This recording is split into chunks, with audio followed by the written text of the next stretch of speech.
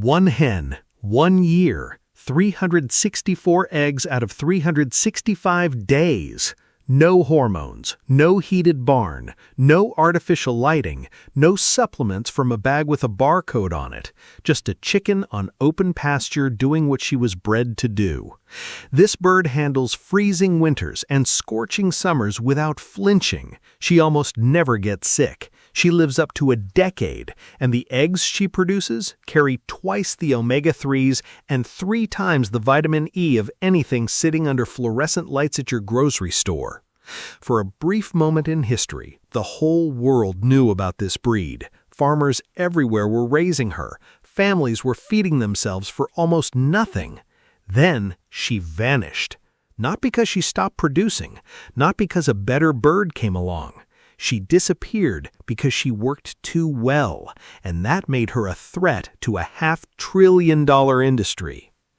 By the end of this video, you will know exactly what this bird is, why they buried her, and how to bring her back to your land starting this week. Here's what most backyard chicken keepers are dealing with right now. You go to the feed store, you drop $25 on a 50-pound bag of layer pellets. That bag lasts maybe 3 weeks if you're running a small flock. That's over $400 a year just on feed. And that's before you buy supplements, grit, oyster shell, electrolytes, dewormer, and whatever else the label on the bag tells you need. Then there's the birds themselves. Most people start with commercial hybrids from a big box hatchery. Golden Comets, ISA Browns, Production Reds. These birds lay hard for 18 months, then they crash. Egg production drops by 40 to 60% after the first year. By year 3, most of them are done. So what do? You buy more chicks, more feed, more supplies. The cycle never ends. And if one of those hybrids gets sick, now you're looking at $50 to $80 vet visits. Antibiotics that cost more than the bird did at the feed store. Recovery periods where she's eating your feed and producing nothing. The average backyard chicken owner spends between $800 and $1,200 a year keeping chickens, and most of them are getting fewer eggs than their grandmother got from half the birds, and $0 in store-bought inputs. That's not a farming model. That's a subscription service. You're paying monthly fees to corporations for the privilege of doing something humans did for free for thousands of years. The frustrating part? It doesn't have to be this way. It was never supposed to be this way. There was a bird built specifically to end this cycle. A bird engineered across generations to feed a family without draining a wallet. But you were never told about her. And that wasn't an accident. To understand why this bird matters, you have to go back to England in 1990. A poultry breeder named William Cook was working on something new. He crossed Minorcas, Plymouth Rocks, and Langshams on his small farm and produced a bird he called the Black Orpington. Good meat, decent eggs, solid temperament, a respectable dual-purpose chicken. But William's real legacy wasn't what he built. It was what happened when his birds crossed the ocean. Australian breeders got hold of those Black Orpingtons in the early 1900s, and they had one goal. Not show ribbons, not fancy feathers, not breed standards for a county fair. Eggs, more eggs, every single day. They crossed the Orpingtons with white leghorns for laying consistency. They brought in Rhode Island Red genetics to push production higher. Langsham and Minorca blood went in for size and stamina. And then they did something most breeders never bother doing. They kept going, generation after generation, season after season, selecting only the hens that laid the most while eating the least. This wasn't hobby farming. This was deliberate, obsessive, generational engineering with one purpose: build a chicken that could feed a family from nothing but open ground. By 1902, the Hawkesbury Agricultural College in New South Wales held one of the first official egg-laying contests in history. 41 pens of different breeds competed under identical conditions: same feed, same water, same shelter. The early Australorps took 7 of the top 13 spots. But those Australian breeders weren't satisfied. They kept selecting, they kept pushing, and what happened next changed poultry history forever. But before I tell you what that record was and why it terrified an entire industry, let me say something quick. If you're watching this and thinking, why has nobody ever told me this? That's exactly why this channel exists. Hit subscribe right now and turn on notifications, because what's coming next is the part they really don't want you to hear. Item 1. The record that shook the world. In 1922, at a major laying contest in Geelong, Victoria, a pen of just 6 Australorp hens laid 1,857 eggs in 365 consecutive days. That's 309 eggs per hen per year. No artificial lighting, no climate-controlled barn, no hormones, no supplements, no pharmaceutical assistance of any kind. The poultry world went silent. Nobody had ever seen numbers like that from any breed under any conditions. But it didn't stop there. At the next contest, a single hen laid 347 eggs in 12 months. Then another bird from the famous bloodlines pushed that to 354. And then one hen, 1 year, almost nobody talks about this, laid 364 eggs in 365 days. 1 egg every single day for an entire calendar year minus 1. No lab, no special feed program, just an Australian hen on open pasture with sunlight, bugs from the grass, and kitchen scraps. 5 main bloodlines built this bird to that level: Graham, Burns, Christie, Burlesmere, and Wood Duck. Different breeders, different methods, but every single one shared the same obsession: a hen that pays herself from day one and never stops. And for a brief window, the entire world took notice. But that attention brought the wrong kind of eyes. Item 2. Why she threatened a $500 billion machine. The global poultry industry today is worth over $320 billion. The feed industry alone generates another $200 billion on top of that. That's more than $500 billion built on one assumption: that you need to buy everything to raise anything. Now ask yourself a simple question. What happens to that $200 billion feed business when a heritage hen walks onto open pasture and feeds herself? What happens to the veterinary pharmaceutical industry when a naturally hardy breed almost never gets sick? What happens to the genetics companies selling patented hybrid chickens when an open-source heritage bird outperforms every one of their products on real ground? They lose billions, and industries facing that kind of loss do not sit quietly. Here's the thing about the Australorp. You cannot patent her. She belongs to no corporation. You cannot patent the pasture she forages on. The grass, the bugs, the sunlight, none of it is intellectual property. You cannot patent the knowledge your grandparents carried about raising chickens without buying a single thing. What cannot be patented cannot be controlled. What cannot be controlled cannot generate recurring revenue. And what cannot generate recurring revenue gets replaced. So that's exactly what they did. They replaced the Australorp with the Cornish cross, a bird so genetically extreme it hits slaughter weight in 6 weeks, cannot reproduce naturally, and dies of organ failure if you let it live past 10 weeks. They replaced open pasture with climate-controlled factory barns, where chickens never see sunlight or touch real soil in their entire lives. They replaced kitchen scraps and foraged insects with 50-pound bags of soy corn mix sold at a premium every single week. They replaced your grandmother's knowledge with a system that requires you to buy everything from everyone forever. And it worked. Because within 2 generations, most families had never even heard the name Australorp. The breed dropped off hatchery catalogs. Feed stores stopped mentioning her. Agriculture extension programs pushed hybrids instead. The knowledge didn't just fade, it was actively pushed out of the conversation, and the bird that could have kept millions of families food independent was quietly shelved in favor of a system designed to keep you dependent. But here's what they didn't count on. She survived anyway. The Australorp didn't vanish completely. She survived in backyard flocks that never followed the commercial playbook. She survived in small heritage breeders who kept selecting for the old traits: production, hardiness, foraging ability, self-sufficiency. She survived in homesteaders who never stopped asking the question the industry hoped you'd forget: why am I paying for something my great-grandparents got for free? Today, the Livestock Conservancy lists heritage Australorps as a breed worth preserving.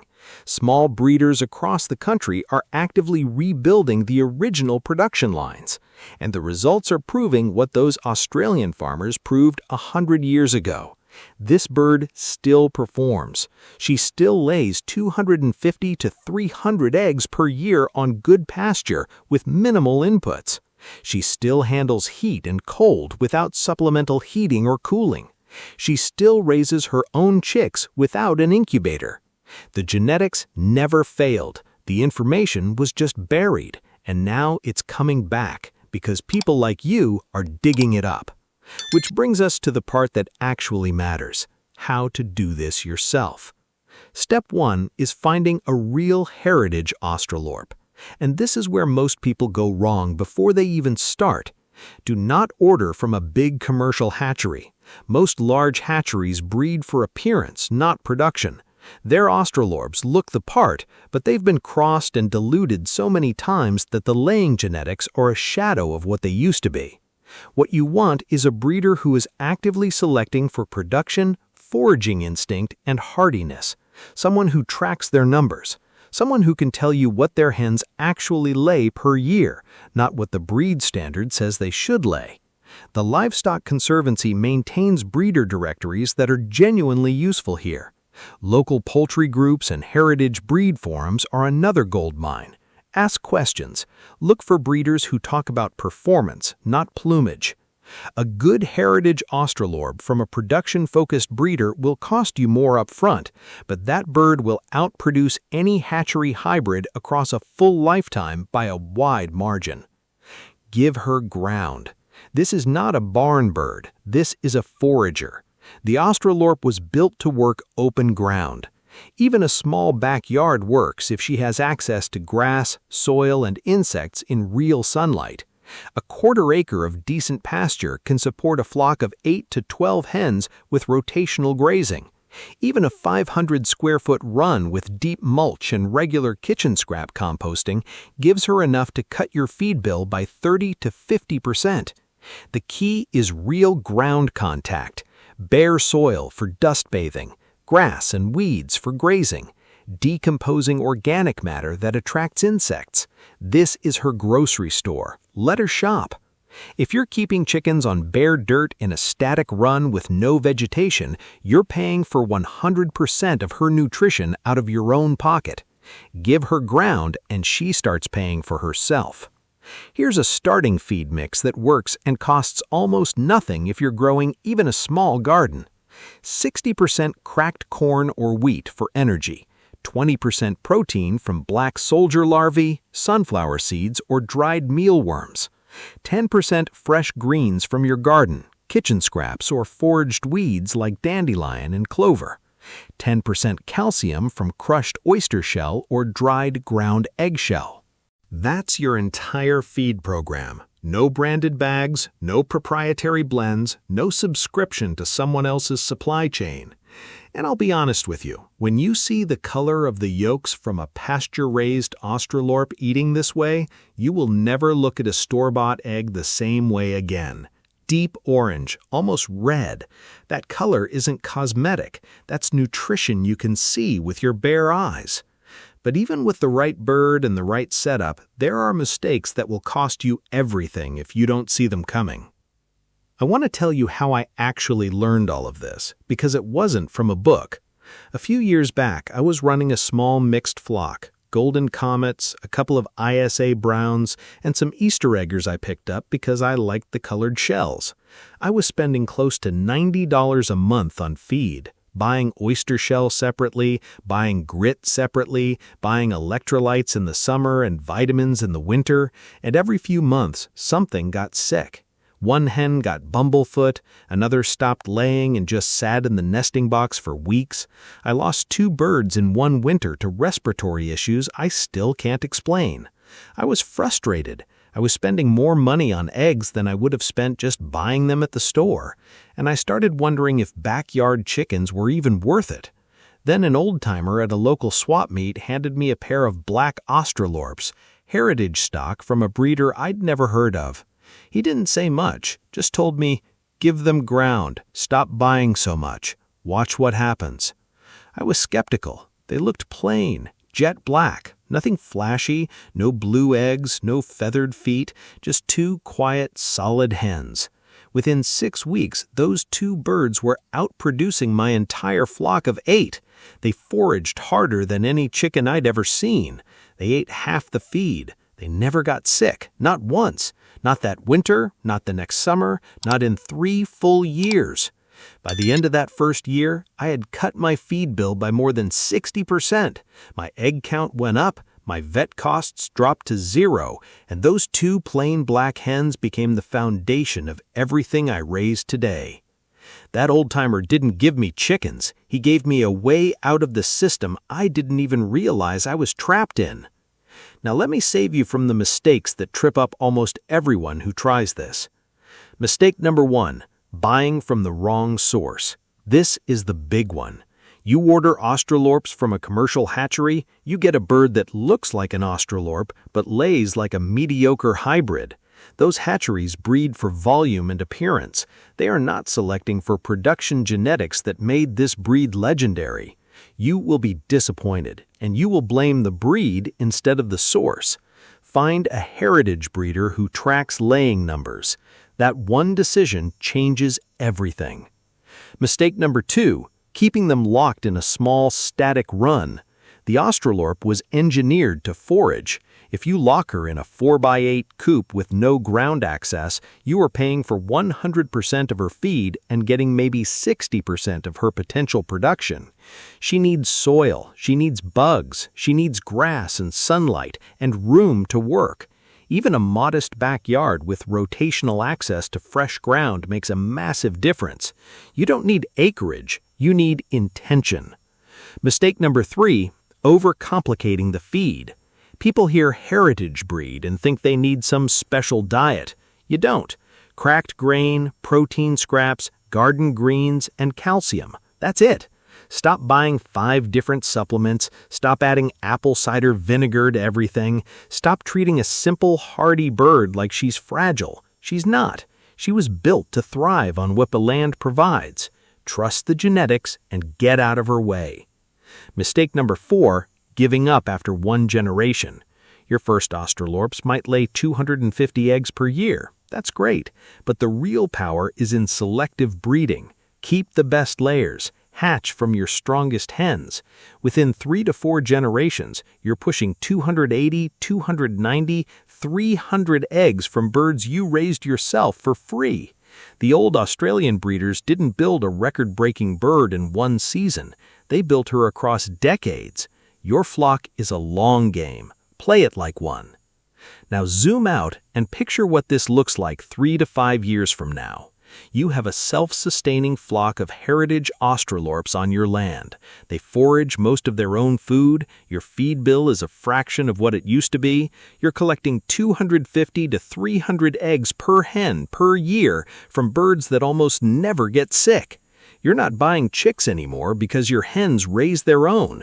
You're not replacing burned-out hybrids every 18 months. You're not standing in the feed store aisle wondering which $30 bag of supplements you need this time. Your eggs are deep orange, nutrient-dense, and better than anything money can buy at any store in your county.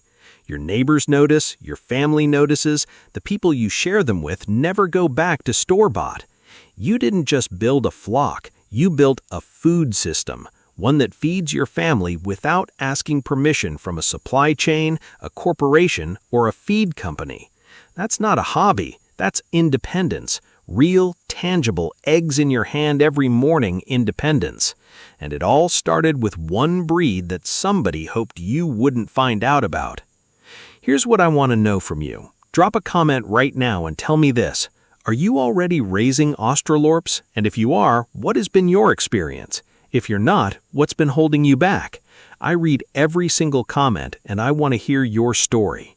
If this video opened your eyes to something the industry doesn't want you thinking about, hit that subscribe button and turn on the bell.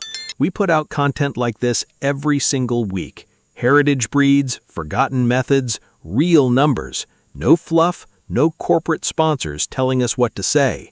And the next video, it goes even deeper. I'm going to show you the exact free feed system that eliminates your feed bill almost entirely using plants you can grow in any climate, any backyard, any time of year. You do not want to miss that one. This knowledge was never lost. It was just waiting for someone to go looking for it. Now you have it. What you do with it from here is up to you. I'll see you in the next one. 1 duck, 1 year, 340 eggs out of 365 days. No hormones, no heated barn, no artificial lighting, no medicated feed from a bag with a barcode on it. Just a duck on open ground doing what she was bred to do. This bird outproduces ISA browns. She outproduces white leghorns. She outperforms every single commercial chicken breed on the planet in real-world verified egg production. She handles freezing rain and brutal summer heat without flinching. She barely ever gets sick. She forages half her own food, and the eggs she lays are bigger, richer, and more nutrient-dense than anything clucking in your coop right now. For a brief moment in history, one family in the Netherlands built a 50,000 duck empire around this breed. They were producing over 16 million eggs per year. The whole world took notice. Then she was quietly pushed aside, not because she stopped laying, not because something better came along. She disappeared because she made too many industries irrelevant. By the end of this video, you will know exactly what this duck is, the hidden story of how they buried her, and exactly how to bring her back to your land starting this week. Here's what most backyard poultry keepers are dealing with right now. You go to the feed store, you drop $25 on a 50-pound bag of layer pellets. That bag lasts maybe 3 weeks if you're running a small flock of chickens. That's over $400 a year just on feed. And that's before you add grit, oyster shell, electrolytes, dewormer, vitamins, and whatever else the label on the bag tells you that you need. Then there's the birds themselves. Most people start with commercial chicken hybrids from a big box hatchery, golden comets, ISA browns, production reds. These birds lay hard for 18 months, then they crash. Egg production drops by 40 to 60% after the first year. By year 3, most of them are done. So what do? You buy more chicks, more feed, more supplements. The cycle never ends. And here's the part that really stings. Even when those chickens are laying at peak production, you're getting maybe 280 eggs per bird in a good year. A really good year. Most backyard keepers get closer to 220. Meanwhile, the duck you've never been told about is putting out 300 to 340 eggs per year. From a bird that weighs 4.5 pounds, that eats the same amount of feed as your chickens, that handles weather extremes better, that almost never visits a vet. The average backyard flock owner spends between $800 and $1,200 a year keeping chickens, and most of them are getting fewer eggs than a single duck breed can produce on half the inputs and zero pharmaceutical support. That's not a farming model. That's a subscription service. You're paying monthly fees to corporations for the privilege of doing something that one forgotten duck breed can do almost for free. The frustrating part, it doesn't have to be this way. It was never supposed to be this way. There was a duck engineered across generations to feed a family without draining a wallet. But you were never told about her, and that wasn't an accident. To understand why this duck matters, you have to go back to England in the late 1800s. A woman named Adele Campbell was raising poultry on a small property in Gloucestershire. Her family loved roast duck, but she wanted more than just meat. She wanted eggs, lots of them, every single day. So she started crossing breeds. She took a fawn and white Indian runner, known for high egg output, and bred her with a rowan drake for size and meat quality. Then she introduced mallard genetics for hardiness and disease resistance. The results were impressive. By 1898, she introduced her new breed to the public. By 1901, these ducks were already averaging 200 to 250 eggs per year per duck, far beyond anything else available at the time. But here's where the story gets interesting. Campbell wanted a cleaner color for market appeal, so she bred her ducks back with penciled runners. The resulting plumage came out a sandy tan-brown color that reminded people of British Army uniforms during the Boer War. The khaki color stuck, and the name Khaki Campbell was born. Now, that alone would make her a remarkable breed, but what happened next turned her into a legend. In the 1920s, fishermen from the town of Harderwijk in the Netherlands were watching their livelihoods collapse. The Zuiderzee, the shallow bay they had fished for generations, was being dammed off from the North Sea. Fish stocks were vanishing. Entire communities faced ruin. One man saw a different future. Alt Janssen, a farmer from the Veluwe region, imported Khaki Campbells from England in 1920 and started breeding them with one obsession: maximum eggs, every single day from every single duck. What the Janssen family built over the next 3 decades would become the most extraordinary duck operation the world had ever seen, and the numbers they recorded would terrify an entire industry. But before I show you those numbers and why they were buried, let me say something quick. If you're watching this and thinking, why has nobody ever told me about this duck? That's exactly why this channel exists. Hit subscribe right now and turn on notifications, because what's coming next is the part they really don't want you to hear. Alt Janssen didn't just raise ducks, he engineered a system. Starting in the 1920s on the sandy drift plains near Harderwijk, Janssen built something nobody had attempted before. He penned each duck individually, her own shelter, her own space, no competition for feed, no stress from flock dynamics. Just one duck, one pen, and total control over production tracking. And then he selected ruthlessly. Any duck that didn't hit peak numbers was culled from the breeding program. Only the highest producers passed their genetics forward, generation after generation, decade after decade. By the 1950s, the Janssen family had scaled to 50,000 Khaki Campbell ducks laying at the same time. Their flock averaged 335 to 340 eggs per duck per laying year. That's over 16 million eggs per year from a single family operation. Let that sink in. 340 eggs from a 4.5-pound duck eating roughly $60 to $80 of feed per year. One individual Khaki Campbell during this era laid 346 eggs in 365 days. Another laid 1 egg per day for 225 consecutive days without a single break. Mortality during growth in the first year of production was only 2.5%. The ducks started laying at just 20 weeks of age. Egg size averaged 72 grams, consistent, reliable, every single week. The former fishermen of Harderwijk had found their new ocean, and the Janssen duck empire became the most productive poultry operation in European history. But that kind of success draws the wrong kind of attention. Here's the comparison nobody in the poultry industry wants you to make. The ISA Brown, the highest producing commercial chicken hybrid on the planet, lays 300 to 350 eggs in her first year. Sounds competitive, right? But here's the catch. That ISA Brown crashes after 18 months. By year 2, she's down to 200 eggs. By year 3, she's done. You replace her or you eat her. That's the business model. A heritage line Khaki Campbell lays 280 to 320 eggs in year 1. In year 2, Cornell University tracked them at 288 eggs per hen average. Year 3, they were still producing 276 eggs per hen average.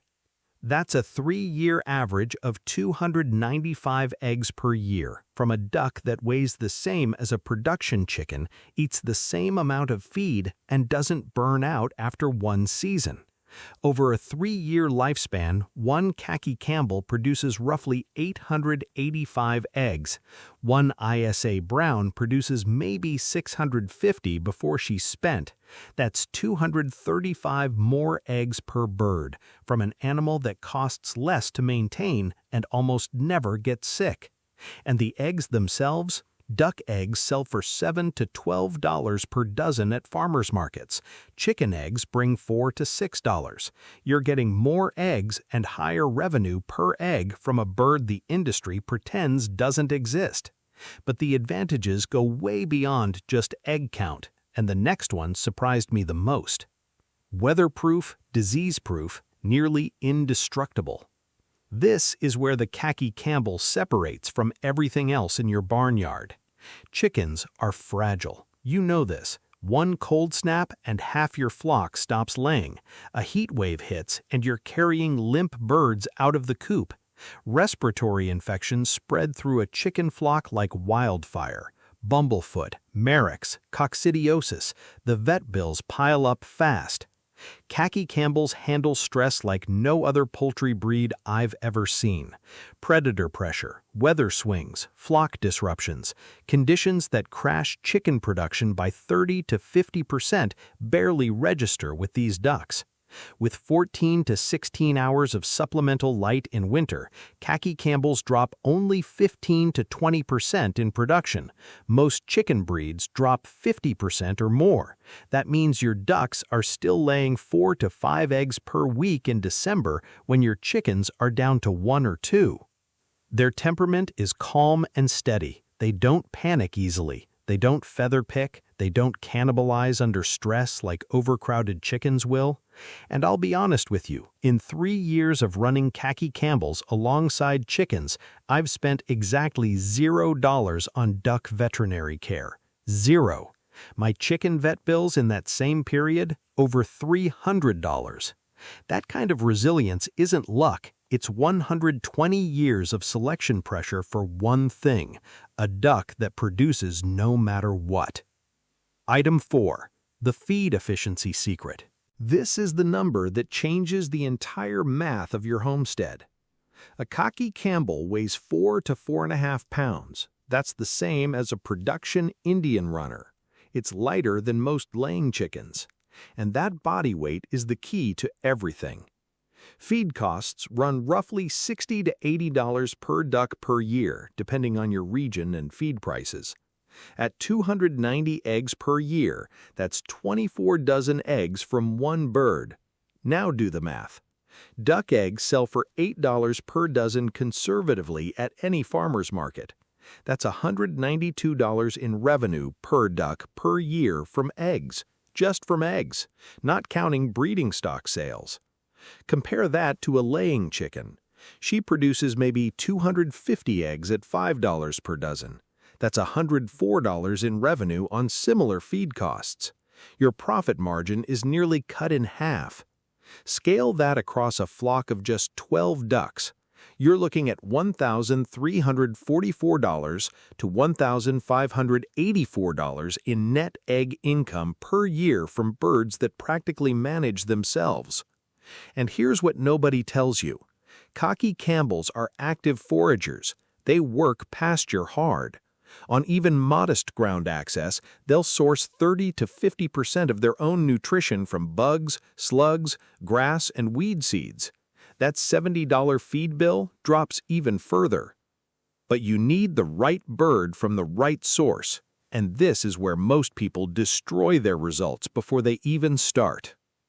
The source matters more than the breed. I was skeptical at first when I heard this, but the data proved it beyond any doubt. Cornell University tracked 8 different duck breeds over 3 years. Only one breed consistently matched its catalog claims: Khaki Campbell. Every other breed underperformed advertised numbers by 22 to 48%. But here's the critical detail. Even within Khaki Campbell's, source matters enormously. Production-focused breeders maintaining active selection pressure will beat standard hatchery stock by 30 to 50 eggs per year. Same breed, completely different results. Large hatcheries breed for hatchability and growth rate, not egg production. When you stop selecting for laying, production drops 15 to 20% per generation. The genetics erode silently.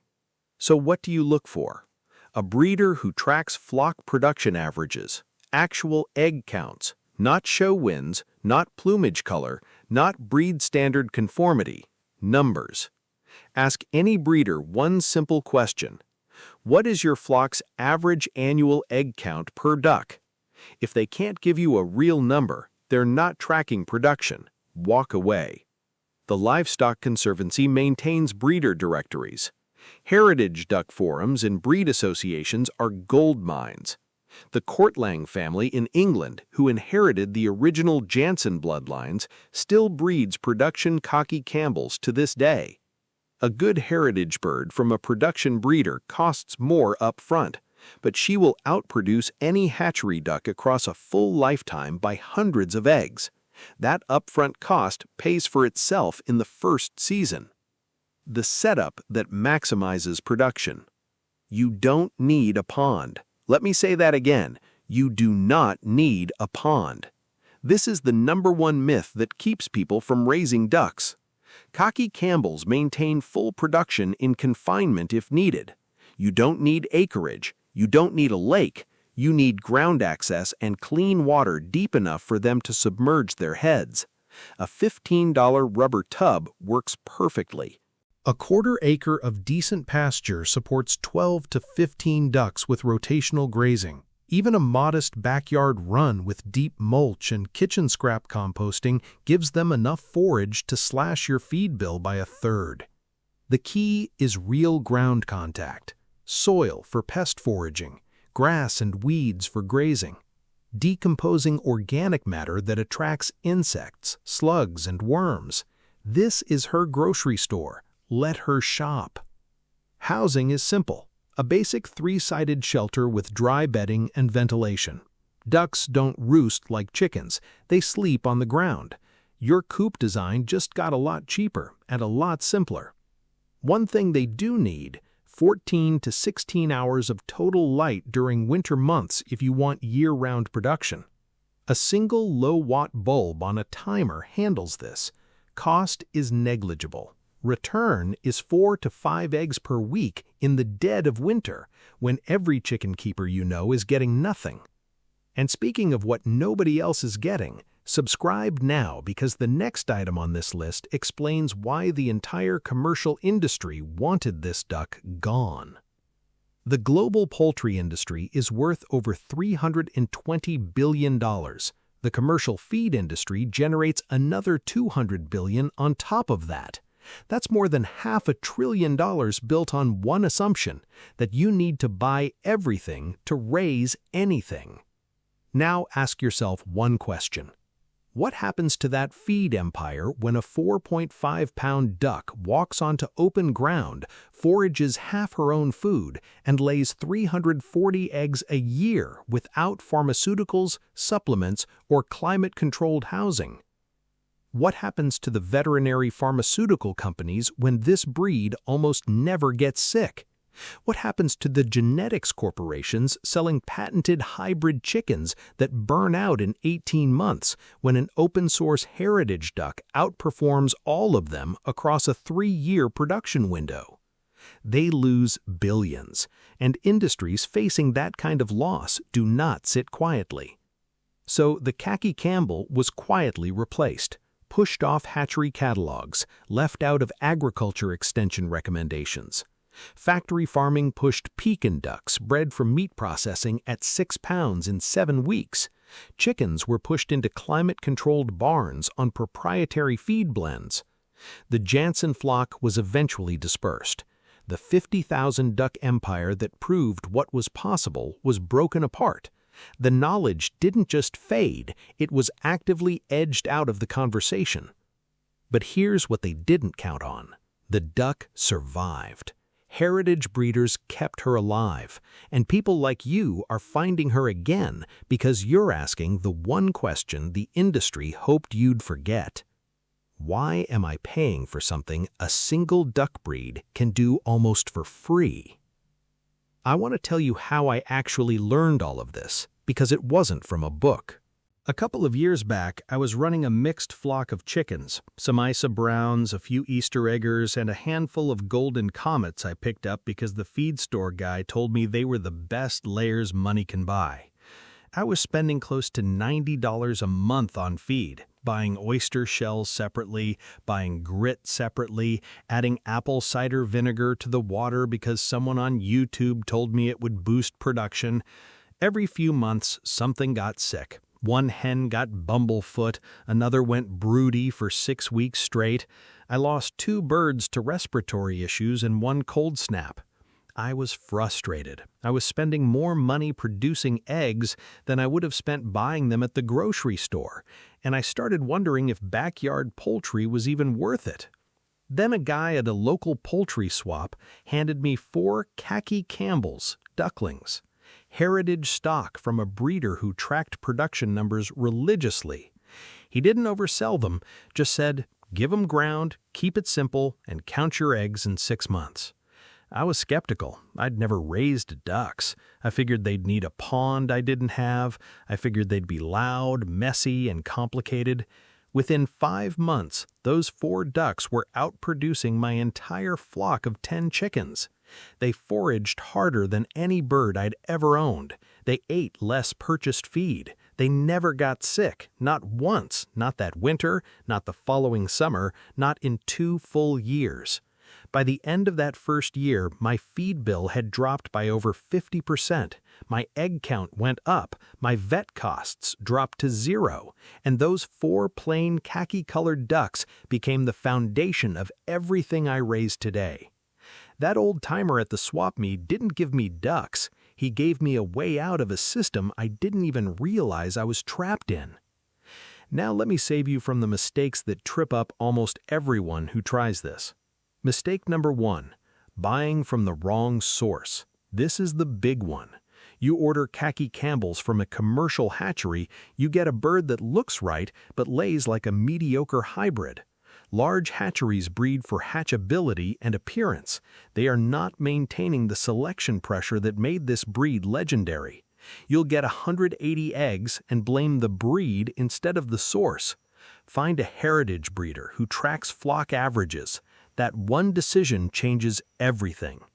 Mistake number 2, thinking you need a pond. You don't. A rubber tub deep enough to submerge their heads is all they need for bill and nostril health. People spend hundreds of dollars building ponds they don't need, then give up on ducks when the maintenance overwhelms them. Keep it simple. Fresh water daily, a cheap tub, done. Mistake number 3, mixing them into a stressed environment. Khaki Campbells are calm and steady, but they're not bulletproof against chaos. Aggressive roosters, overcrowded runs, loud dogs constantly charging the fence. These stressors will drop production 10 to 20%. Give your ducks a calm, dedicated space. They reward peace with eggs. Mistake number 4, skipping the supplemental light in winter. This breed drops only 15 to 20% in winter production with proper lighting. Without it, they'll drop further. A single bulb on a timer giving them 14 to 16 total hours of light costs pennies per day and keeps you collecting 4 to 5 eggs per week in December. That's the difference between year-round production and a 3-month gap that costs you money. Now zoom out and picture what this looks like 2 to 3 years from now. You have a small flock of heritage Khaki Campbells on your land. They forage a third of their own food. Your feed bill is a fraction of what it used to be. You're collecting 280 to 320 eggs per duck per year from birds that almost never get sick. You're not replacing burned-out hybrids every 18 months. You're not standing in the feed store aisle wondering which $30 supplement bag you need this time. You're not calling the vet. Your eggs are larger, richer, and worth $7 to $12 per dozen at any market. Your neighbors notice, chefs notice, the people you share them never go back to store-bought. You didn't just add ducks to your homestead, you built a production system, one that feeds your family and generates income without asking permission from a supply chain, a corporation, or a feed company. That's not a hobby, that's independence. And it all started with one breed that somebody hoped you'd never find out about. Here's what I want to know from you. Drop a comment right now and tell me this. Are you already raising Khaki Campbells? And if you are, what are your real egg numbers per duck per year? If you're not raising them yet, what's been holding you back? I read every single comment, and I want to hear your story. If this video opened your eyes to something the industry doesn't want you thinking about, hit that subscribe button and turn on the bell. We put out content like this every single week. Heritage breeds, forgotten methods, real numbers, no fluff, no corporate sponsors telling us what to say. And the next video, it goes even deeper. I'm going to show you the 5 hidden duck breeds that outperform every chicken alive, ranked by real university data, not catalog marketing. You do not want to miss that one. This knowledge was never lost. It was just waiting for someone to go looking for it. Now you have it. What you do with it from here is up to you. I'll see you in the next one. In 1922, 6 hens averaged 309 eggs each in a single year. One bird from that same breed laid 364 eggs in 365 days. No artificial lights, no hormones, no heat lamp. Just a black hen from Australia nobody at your feed store will ever mention. She lays through winter when every other bird on your road has gone on strike. She doesn't need a heated coop to function. And in over 100 years of poultry breeding, no commercial hybrid has matched her numbers without lights or hormones. So why has nobody heard of her? That's the part that should make you angry. By the end of this video, you're going to know exactly which bird I'm talking about, why she keeps laying when the thermometer reads single digits, and how to spot a real one, because most of the birds sold under her name are fakes that won't come close to her numbers. You'll know where to find her, how to set her up, and how 6 of these hens on one small patch of your property can cover an entire family's eggs for the year, with surplus left to sell, trade, or gift. Right now, here's the reality for most backyard chicken keepers in this country.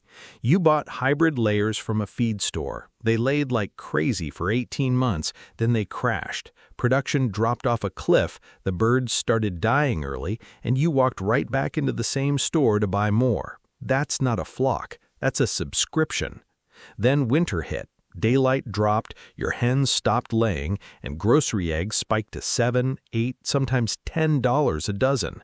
So you ran a heat lamp in the coop, watched your power bill climb, and prayed it wouldn't burn the place down. And plenty of barns have burned for exactly that reason. The average family of 4 eats around 75 eggs a month. At $5 a dozen, that's $375 a year. When prices spike, it's double. And every dollar of it flows back to the same supply chain you are trying to escape. Here's what I want you to hear clearly. This isn't your fault. You weren't lazy. You weren't uninformed. You bought what the feed store sold you because that's what was sitting in the bin with a cute sign on it. And the industry that put it there has spent 80 years quietly reshaping what a backyard chicken even is. After World War II, commercial agriculture didn't want a hen that lived 10 years and hatched her own chicks. They wanted a bird that produced hard for 18 months and burned out, so you'd come back and buy another. That's the model you inherited. That's the trap. And once you see it, you can't unsee it, which is exactly why the original bird was buried. The bird is the Black Australorp, Australian Orpington, and her story is the one the hatchery catalogs never tell. Back in the early 1900s, Australian farmers took Black Orpingtons out of England and crossed them with Rhode Island Reds, Minorcas, White Leghorns, and Langshams. They weren't chasing show ribbons or pretty feathers, they were chasing one number: eggs per hen per year, and they culled relentlessly for decades to get it.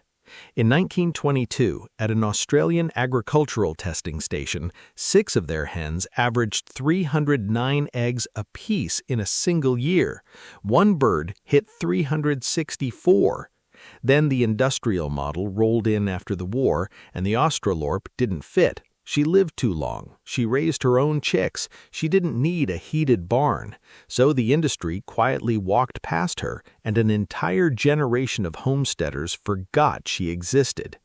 If you're serious about never writing another check to a grocery store for eggs, hit subscribe and tap the bell, because what's coming next is the exact bird, the exact setup, and the math that changes everything. The 364 egg record that industrial ag couldn't replicate. The record nobody talks about. In 1922, at an Australian agricultural testing station, 6 Black Australorp hens averaged 309.5 eggs each over 12 straight months.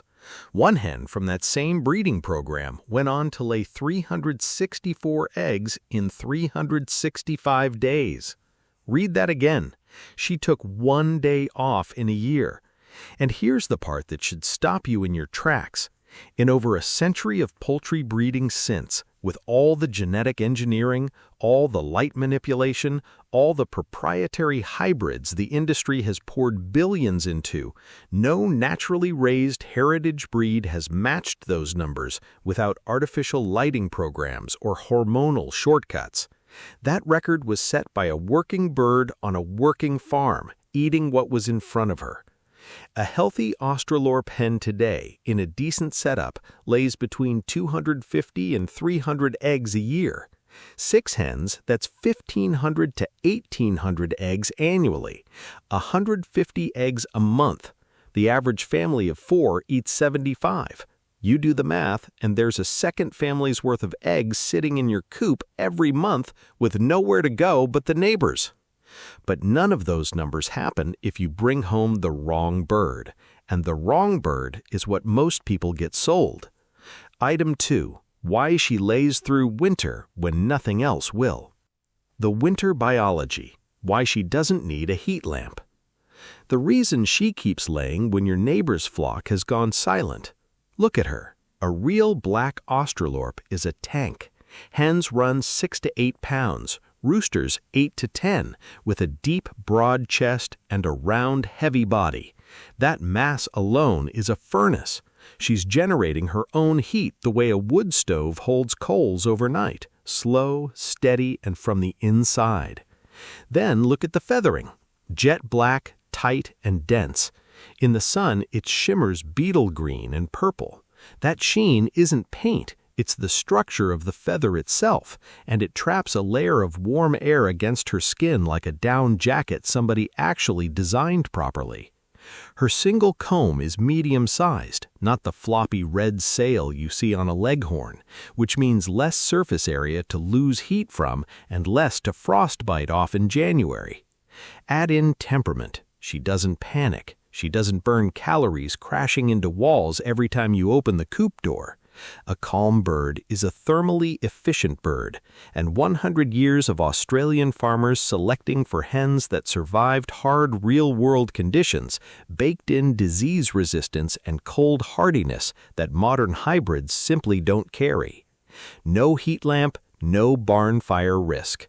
But biology alone won't save you if you bought a counterfeit, which we're about to talk about. Item 3. The counterfeit problem. How to spot a real one. The brutal truth nobody at the feed store wants you to hear. Most birds sold as Black Australorps in this country are not Black Australorps. Sometimes the seller knows. Often they don't. They bought mixed hatchery stock and are passing it on in good faith. Either way, a mixed bird will not give you 250 to 300 eggs a year. She'll give you 150 and quit by year 3, and you'll blame yourself for the breed's reputation. So here's what a real one looks like. Feathers, jet black, with a beetle green shimmer in direct sunlight. Any brown, rust, white, or red anywhere on the body is a disqualifier, full stop. Eyes, dark brown, almost black. Legs, dark slate gray to black, smooth, 4 toes, no yellow. Lift a feather. The skin underneath should be white, not yellow. Comb, single, upright, red. Not a rose comb, not a pea comb. And the temperament test most people skip. A real flock stays calm when you reach into the coop. If they explode like popcorn, you've got crossbreeds. I built a full 12-point fake spotter checklist with photos of every red flag. That's sitting inside the complete guide linked in the description. Print it. Take it with you when you buy. Because the next question is bigger. Where do the real birds even live? Item 4. The 4 places these birds actually come from, and only one of them is worth your money. Source 1. The big commercial hatcheries. Convenient, ship chicks by mail, but their hatchery-grade Australorps typically lay 180 to 240 eggs a year. Decent, not the 250 to 300 you're chasing. Source 2. Feed stores. They buy from those same hatcheries. The staff often can't tell you the bloodline, and chicks get mixed up in the bin. Source 3. Online marketplaces. The Wild West, where genuine breeders sit right next to people selling backyard mutts at purebred prices. Source 4, and this is where the real birds are, small independent breeders who select for production every single generation and whose hens will outlay a hatchery bird by 50 to 80 eggs a year. That gap is your kid's egg budget for life. Now, when you find one, here are the 6 questions every serious seller will answer without flinching and every fake gets defensive about. Are these purebred or hatchery grade? What's your hen's average annual production? Have these chicks been vaccinated for Merrick? Can I see the parent birds? How long have you bred this breed specifically? Do you cull for production? That last question is the one that separates a breeder from a hobbyist. The full seller vetting script and regional breeder directories live in the complete guide. Now, on to setup.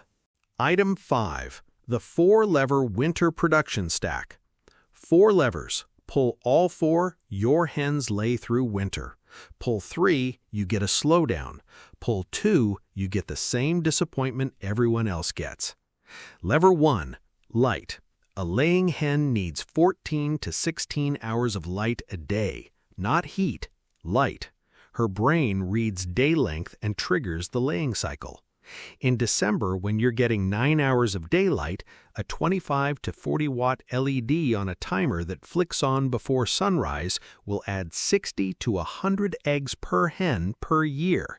That's per hen. Across 6 birds, that's 360 to 600 extra eggs. Lever 2. Ventilation, not heat. Moisture is the killer. Wet air in a sealed coop creates ammonia and frostbite.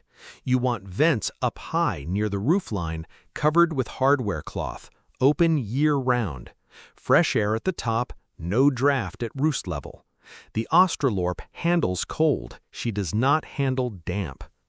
Lever 3. Protein and calcium. Layer feed at 16 to 18%. Calcium at 3.5 to 4.5%. Oyster shell free choice in a separate bowl. If your numbers drop, bumping protein from 16 to 18 is the first fix that usually works. Lever 4. Stress. Overcrowding, predator pressure, flock disruption, they all suppress laying. A calm hen lays. A spooked hen does not. Pull all 4. Now, item 6, how you never buy another chicken again. Item 6, the forever flock. 1 good rooster, 6 good hens. That's it. That's the entire foundation for a flock that replaces itself year after year while you do almost nothing. Here's the magic the industrial model deleted. Black Australorp hens go broody, meaning a hen will sit on a clutch of fertilized eggs, hold them at 99.5 degrees with her own body, turn them, hatch them, and raise the chicks for you. No incubator, no heat lamp, no power bill. 21 days and you've got the next generation walking around the coop. Try getting that out of a commercial hybrid. She lost that instinct 2 generations ago. Now you don't need a rooster for eggs. Hens lay regardless. You only need one if you want to hatch your own chicks, which, if your goal is never buying birds again, you do. 1 rooster per 8 to 10 hens. And here's the rule the old breeders followed religiously. Track your hens. The ones laying the most are your breeders. The bottom performers don't contribute to the next generation. That practice, culling for production, is exactly what produced the 364 egg record 100 years ago. After 1 full cycle, every bird in your coop was hatched on your property. That's the part the industry doesn't want you to figure out. Quick story. I didn't start out a believer. My first flock was the standard mistake. 8 red sex-linked hybrids from the feed store because they were cheap and the bin said guaranteed layers. Year 1 was incredible. 580 eggs a month at peak. I thought I'd crack the code. Year 2, production halved. By month 18, I had 2 hens dead from reproductive failure and the rest barely scratching out 3 eggs a week between them. Winter rolled in. They stopped completely. I ran a heat lamp and watched my electric bill jump $40 a month for nothing. That's the winter I almost quit chickens. I'd spent more on feed, replacement birds, and that stupid lamp than I'd ever spent on grocery eggs. Then an older breeder I'd been buying hay from told me to drive 2 counties over and look at his birds. 6 Black Australorp pullets, $40 apiece. Steep at the time. I bought them anyway, mostly out of spite. That first winter, with 1 cheap LED on a timer and 0 heat, I pulled 4 to 5 eggs a day from those 6 hens through January, through February, through the cold snap that knocked out my neighbor's whole flock for 10 weeks. That's when I became a convert. Let me save you from the mistakes that wreck most Australorp setups before the first egg ever shows up. Mistake 1. Buying unsexed straight-run chicks to save a few bucks. Straight-run is roughly 50% roosters. You wanted 6 layers, you got 3 layers and 3 loud boys you now have to rehome or process. Pay the extra $2 per chick for sexed pullets every time. Mistake 2. Skipping the Marek's vaccination. Marek's is a herpes virus. Once it's on your property, it never leaves, and it kills young birds. The vaccine is 95% effective, but only works if it's given on the day of hatch. Ask your breeder or hatchery. If they can't give you a straight answer, walk. Mistake 3. Chicken wire instead of half-inch hardware cloth on the run. Chicken wire keeps chickens in. It does not keep raccoons out. A raccoon can tear through it in under a minute. You'll lose a whole flock in one night. I learned this the expensive way. Mistake 4. Running a heat lamp anyway, just in case. You don't need heat for this breed, and barn fires from tipped-over lamps kill more birds every winter than the cold does. Ventilation, yes. Dry bedding, yes. Heat lamp, no. She was built for this. Picture your property 18 months from now. It's February. There's frost on the run, and the rest of the road is buying $10 eggs. You're not. You're walking out to your coop in the gray light before work, breath fogging, and you lift the nesting box lid to 5 warm brown eggs from yesterday afternoon. Your hens are calm at your feet. The black on their backs catches the low sun and flashes green. No heat lamp humming, no power bill anxiety, just 6 big, quiet birds doing the job they were bred for 100 years ago. Spring comes, and one of them goes broody on her own. 21 days later, you've got 8 chicks under a hen. Chicks you didn't buy, didn't drive for, didn't pay shipping on. Your replacement flock just hatched itself. Your feed bill isn't reduced. The dependency is gone. The next supply chain headline doesn't touch you. Drop me a comment with this. What's the lowest temperature your flock has ever laid through? I'm curious where the Australorp keepers are watching this from and what your worst winter looked like. I read every single one, and I'll reply to as many as I can.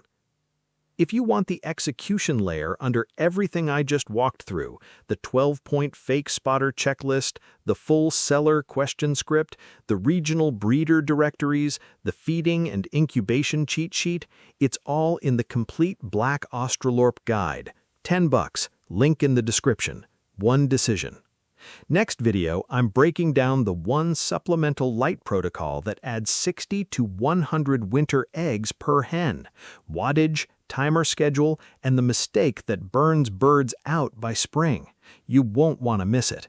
Until then, your backyard is enough. Your flock is closer than you think. Now you know her name. 7 hens. That's it. 7 hens producing over 2,500 eggs every single year right in your backyard. Most people think you need a massive flock to get serious egg production. They think you need 20, 30, maybe 50 birds just to keep your family fed. And that's exactly what the commercial egg industry wants you to believe. Because the truth is, a tiny flock of just 7 hens, set up the right way, can pump out 2,590 eggs every single year.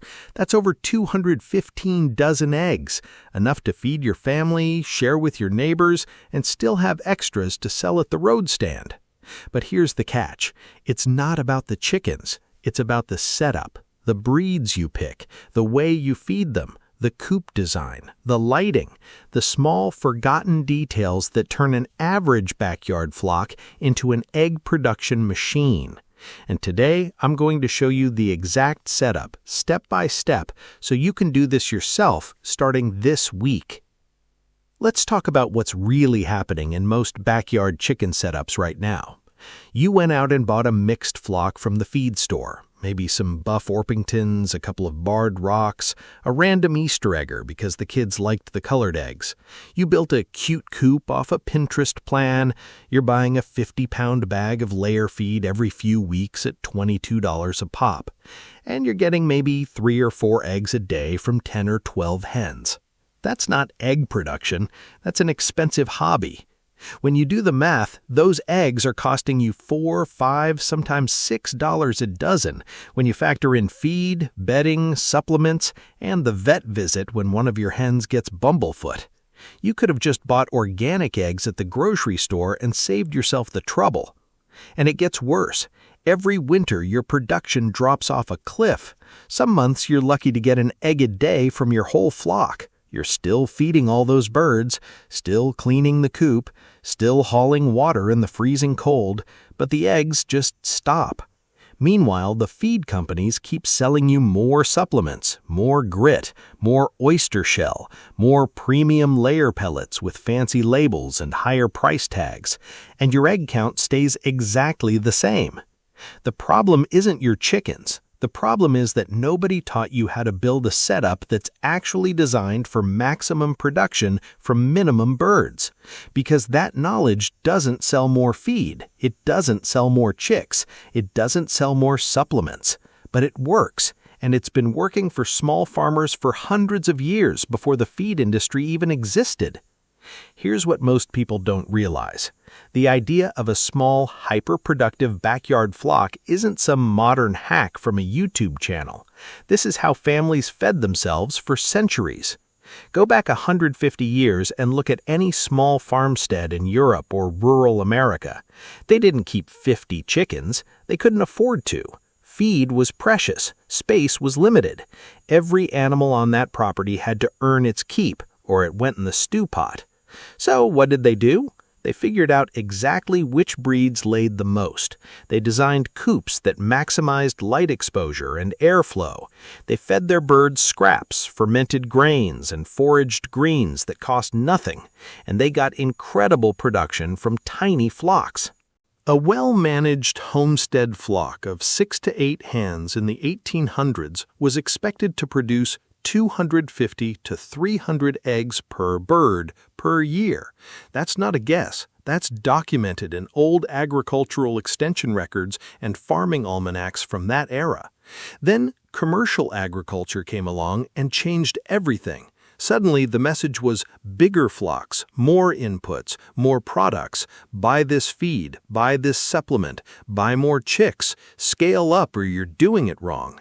And all that ancient knowledge about how to get maximum output from minimum birds, it got buried. Not because it stopped working, because it stopped selling products. What I'm going to share with you today is a return to that proven system, updated with a few modern advantages, but built on the same principles that kept small families drowning in eggs with nothing more than a handful of hens and a well-designed setup. If you're serious about getting more eggs from fewer birds and cutting your feed bill in half, hit that subscribe button right now, because what I'm about to reveal will completely change your backyard setup. Item 1. Breed selection is everything. The single biggest mistake backyard chicken keepers make is picking breeds for looks instead of production. If you want 2,590 eggs a year from 7 hens, you need birds that are genetically built for laying. Here's your target. You want breeds that consistently hit 300 or more eggs per bird per year. That means ISA Browns, Golden Comets, or Australorps. These aren't fancy birds. They won't win any beauty contests, but they are egg-laying machines bred specifically for output. An ISA Brown in the right setup will lay 320 eggs in her first year. A Golden Comet will hit 300 easily. An Australorp holds the world record at 364 eggs in 365 days. Now compare that to your average buff Orpington at maybe 200 eggs a year, or a Silkie at 100. You'd need 15 Orpingtons to match what 7 ISA Browns can do. When I first switched from a mixed flock to a purpose-selected production flock, the difference was night and day. Same coop, same feed, nearly double the eggs. Here's what I recommend. Pick 1 or 2 high-production breeds and commit. Don't mix in pet breeds unless you're okay with feeding freeloaders. Get your chicks from a reputable hatchery that breeds for production lines, not show lines. There's a big difference even within the same breed. And don't overlook the Golden Comet. She's the star. She's quiet, friendly, handles heat and cold well, and lays like her life depends on it. For a backyard setup, she might be the perfect bird. But choosing the right breed is only step 1, because even the best layer in the world won't perform without what's coming next. Item 2. Coop design for maximum production. Your coop isn't just a shelter, it's a production facility, and most backyard coops are designed completely wrong for egg output. The number 1 factor is space. You want 4 square feet per bird inside the coop and 10 square feet per bird in the run. For 7 hens, that's a 28 square foot coop and a 70 square foot run. Not massive, not expensive, but it has to be right. Overcrowding causes stress. Stress kills egg production. I've seen flocks drop 30% in production just because they were 2 birds over capacity in the coop. Next is ventilation. Your coop needs airflow up high above the roost line year-round. Ammonia buildup from droppings is a silent production killer. If you can smell it when you open the coop door, your hens are breathing it all night and their laying is suffering. Nest boxes matter too. You want 1 box for every 3 to 4 hens. For 7 birds, 2 boxes is the minimum. 3 is better. Place them lower than the roosts and in the darkest corner of the coop. Hens want privacy when they lay. The floor should be deep litter. 8 to 12 inches of pine shavings that you turn weekly and replace every 4 to 6 months. Deep litter composting generates gentle heat in winter and builds beneficial microbes that keep your birds healthier. Get these basics right, and you've just eliminated half the reasons most backyard flocks underperform. But there's one coop secret that almost nobody talks about, and it's coming up next. This is the one most backyard keepers either don't know about or refuse to use, and it's the single biggest production booster in your entire setup. Chickens need 14 to 16 hours of light per day to maintain peak production. In summer, natural daylight handles that, but from October through February, you're getting 9, maybe 10 hours of light, and that's exactly when your egg count crashes. The fix is simple. A single low-wattage LED bulb on a timer in your coop. Set it to turn on early in the morning, around 4 or 5 a.m., so your hens get their 15 hours of total light. Never add light in the evening, always in the morning. If the light suddenly cuts off at night, your hens can't see to get on the roost and they'll panic and pile up. Morning light lets them naturally roost at sunset. One $8 LED bulb and a $10 timer. That's $18 total, and it can add 50 to 60 extra eggs per hen over the winter months. For 7 hens, that's 350 to 420 extra eggs a year from an $18 investment. I resisted this for 2 years because I thought it was unnatural. Then I tried it one winter and my production stayed at 85% through December and January while everyone else's flocks went dormant. I never went back. The key is consistency. Put the timer on and leave it. Don't change the schedule. Your hen's hormonal cycles depend on that consistent light exposure. Now you've got the right breeds in the right coop with the right lighting. But none of it matters if you're feeding wrong, and that's where the next item gets really interesting. Item 4. The feed formula that cuts costs and boosts output. Here's where most of your money is going, and here's where the biggest savings are hiding. A standard layer feed runs 16% protein. That's fine for maintenance, but for peak production from high-output breeds, you want to push that to 18%, especially during the first 2 years of laying. But I'm not telling you to buy expensive premium feed. I'm telling you to supplement smart. Fermented feed is the secret weapon. Take your regular layer pellets, soak them in water for 3 days until they start to bubble slightly, and you've just increased the bioavailability of every nutrient in that feed by up to 30%. Your hens absorb more protein, more calcium, more vitamins from the same amount of feed. That means they eat less to get the same nutrition. My feed consumption dropped about 15% when I switched to fermented feed. On a $22 bag, that's $3.30 saved per bag. Over a year, that's close to $80 in savings from 7 hens. On top of that, add black soldier fly larvae 2 or 3 times a week. You can raise them yourself for free in a simple compost bin. They're 42% protein and loaded with calcium. Your hens go absolutely crazy for them. And don't throw away your kitchen scraps. Leafy greens, vegetable peels, leftover rice, overripe fruit, all of it supplements your feed bill and gives your hens variety that keeps them active and healthy. The old-timers knew this. They never bought a bag of commercial feed in their lives, and their hens still laid like champions. Speaking of free feed sources, the next item on this list might be the most overlooked trick in backyard chicken keeping. 5. Rotational free-ranging, the zero-cost feed supplement. If you've got any yard at all, you're sitting on a free feed source that most people completely waste. Rotational free-ranging means dividing your yard or garden into sections and letting your hens access one section at a time for a few days before moving them to the next. This gives each section time to recover while your birds strip it of bugs, weed seeds, and greens.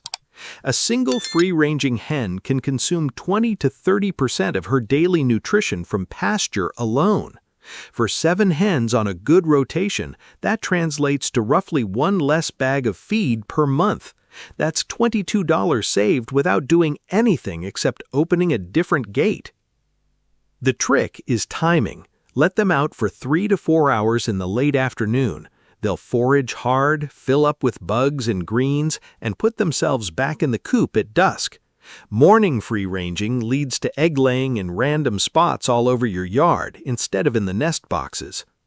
Use simple portable fencing to create your rotation zones. 4 zones of equal size with a week in each zone works perfectly for most backyards.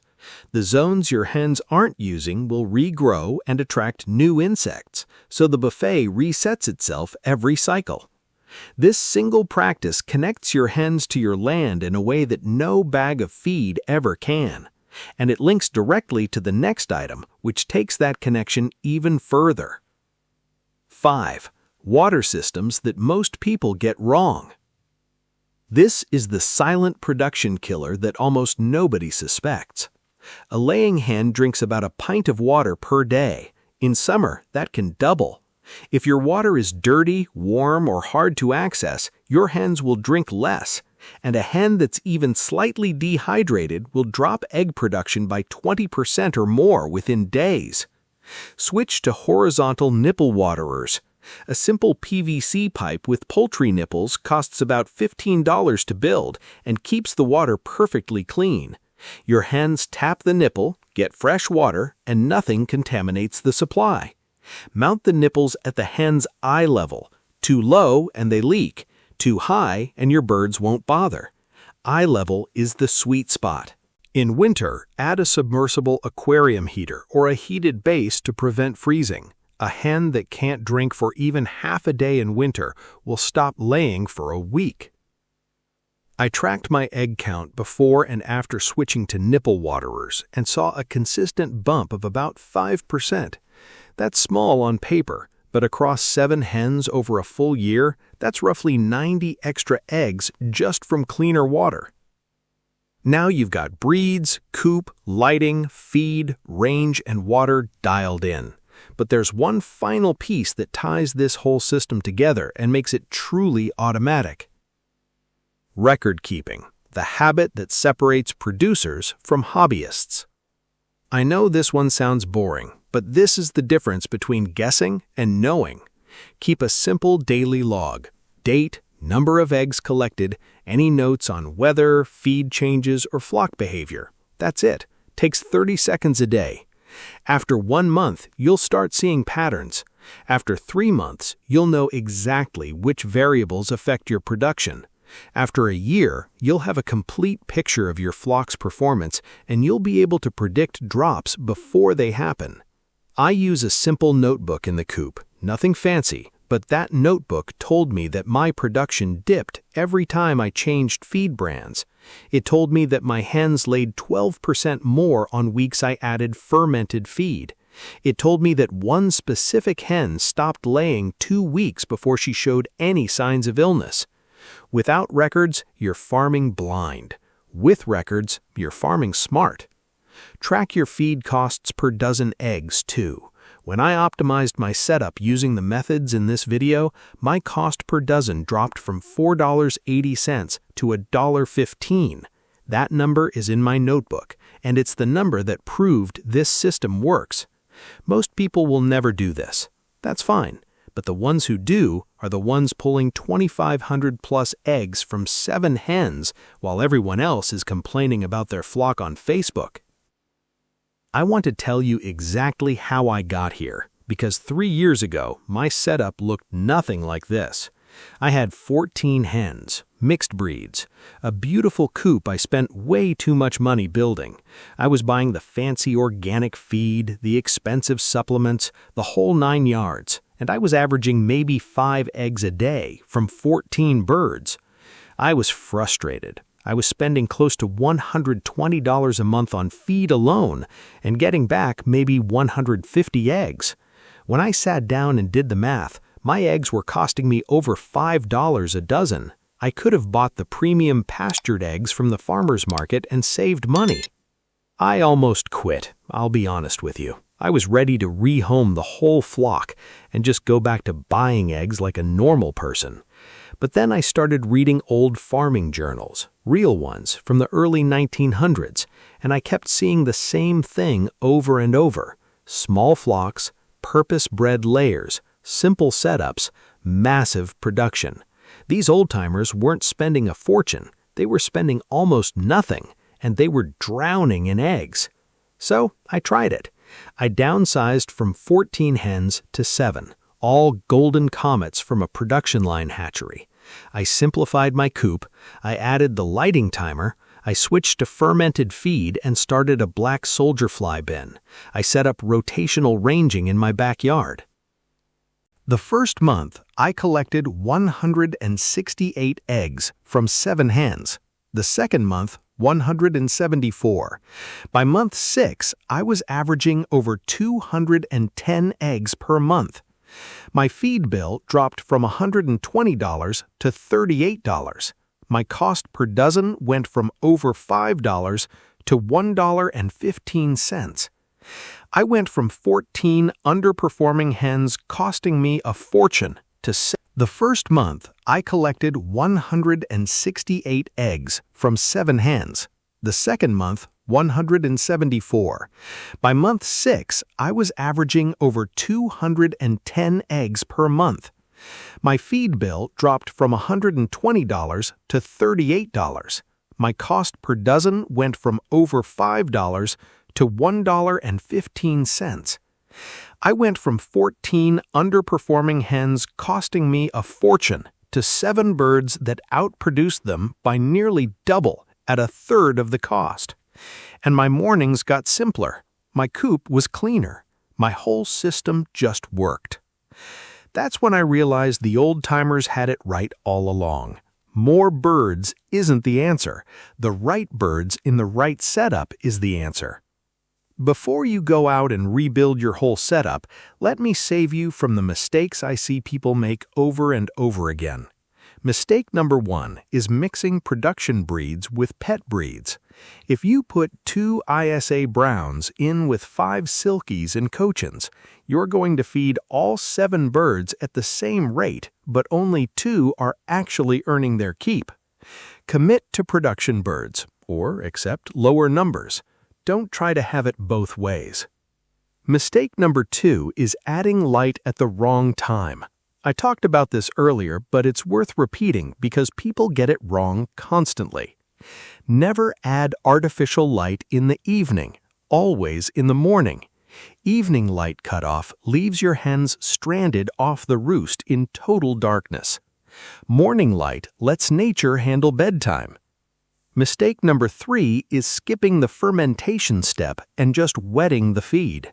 Damp feed grows mold. Fermented feed grows beneficial bacteria. There's a huge difference.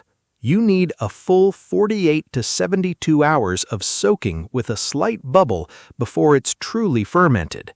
Anything less, and you're just making a soggy mess that can actually harm your birds. Picture this time next year. You walk out to your coop every morning and collect 6 or 7 eggs from 7 hens. Your feed bill is under $40 a month. You haven't bought eggs from a store in 12 months. Your neighbors are asking how you do it. Your family is eating the richest, most nutritious eggs they've ever tasted. Those deep orange yolks that stand up tall in the pan. You know exactly what went into producing them, because you control every single input. And here's the part nobody talks about: the surplus. At 2,590 eggs a year, you've got more than your family can eat. Sell the extras at $5 a dozen, and your flock isn't just paying for itself, it's putting money back in your pocket. That's food independence and profit from 7 birds in your backyard. I want to hear from you. Drop a comment right now and tell me how many hens you're keeping and how many eggs you're getting per day. Let's figure out together where your setup might be leaving production on the table. If this video opened your eyes to what a small flock can really do, smash that subscribe button and hit the bell so you don't miss what's coming next. I've got a video in the works on the 5 free feed sources you can grow right in your backyard that will cut your feed bill down to almost nothing. You won't want to miss that one. Remember this, you don't need a bigger flock. You need a smarter setup. 7 hens, 2,590 eggs. That's not a dream, that's a system. And now you know exactly how to build it. A single Black Australorp once laid 364 eggs in 365 days. That record still stands. Over a century later, no other heritage breed has touched it. And after our last video blew up, thousands of you flooded the comments asking the same thing. Where do I actually find these birds? How do I know I'm getting the real thing and not some crossbreed that'll give me 150 eggs per year instead of 300? Here's the problem. Most of you are about to get scammed. Not because sellers are evil, but because 90% of the birds being sold as Black Australorps right now are hatchery-grade crosses that will never perform the way a real one does. And the difference between the right bird and the wrong bird is 50 to 80 eggs per hen per year. Multiply that across your flock, and you're leaving hundreds of dollars on the table every single season. So today, I'm going to show you exactly where to find real Black Australorps, chicks, pullets, and breeding stock, the best sources, the red flags, the questions to ask, and how to never waste money on the wrong bird again. And I'll be honest with you, I went so deep on this that I put together a complete guide covering everything, every source, every test, every number. I'll tell you more about that later, but first, let's get into it. Here's what nobody tells you when you start looking for Black Australorps.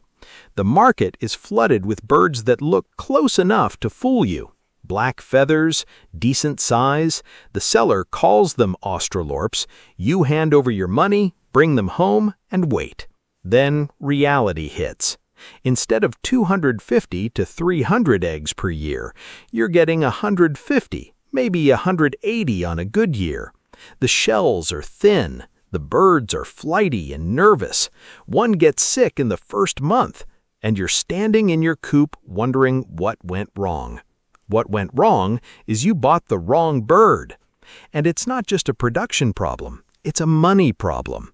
Let's run the numbers. A real Black Australorp hen gives you roughly 250 eggs in her first year. A hatchery cross gives you 170. That's 80 fewer eggs per bird. Across a flock of 6 hens, that's 480 eggs you'll never see. At $5 a dozen, you just lost $200 in year 1 alone.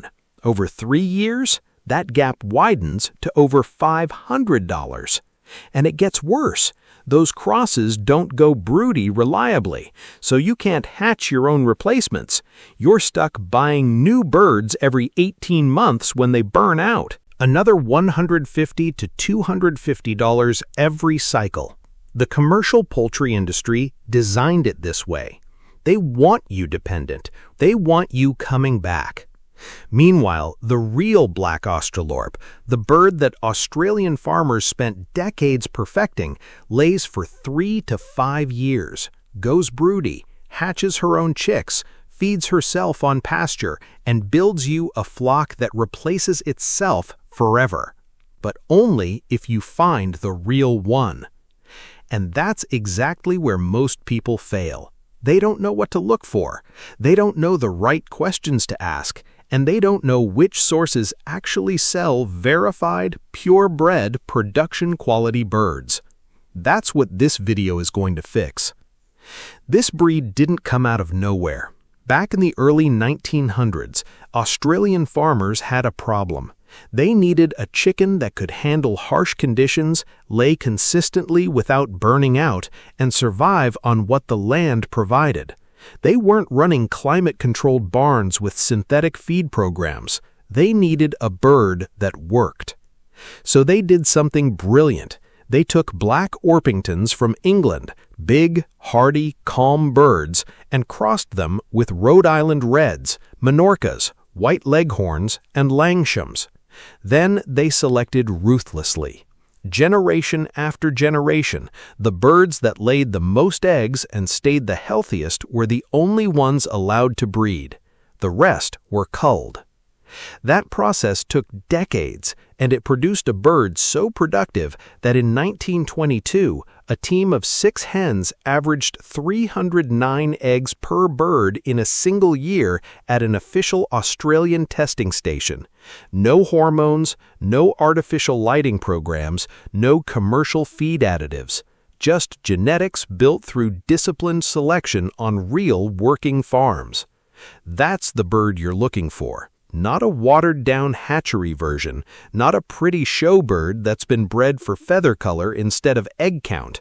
The real working Australorp, built by farmers for farmers. But here's what happened. After World War II, the commercial poultry industry took over.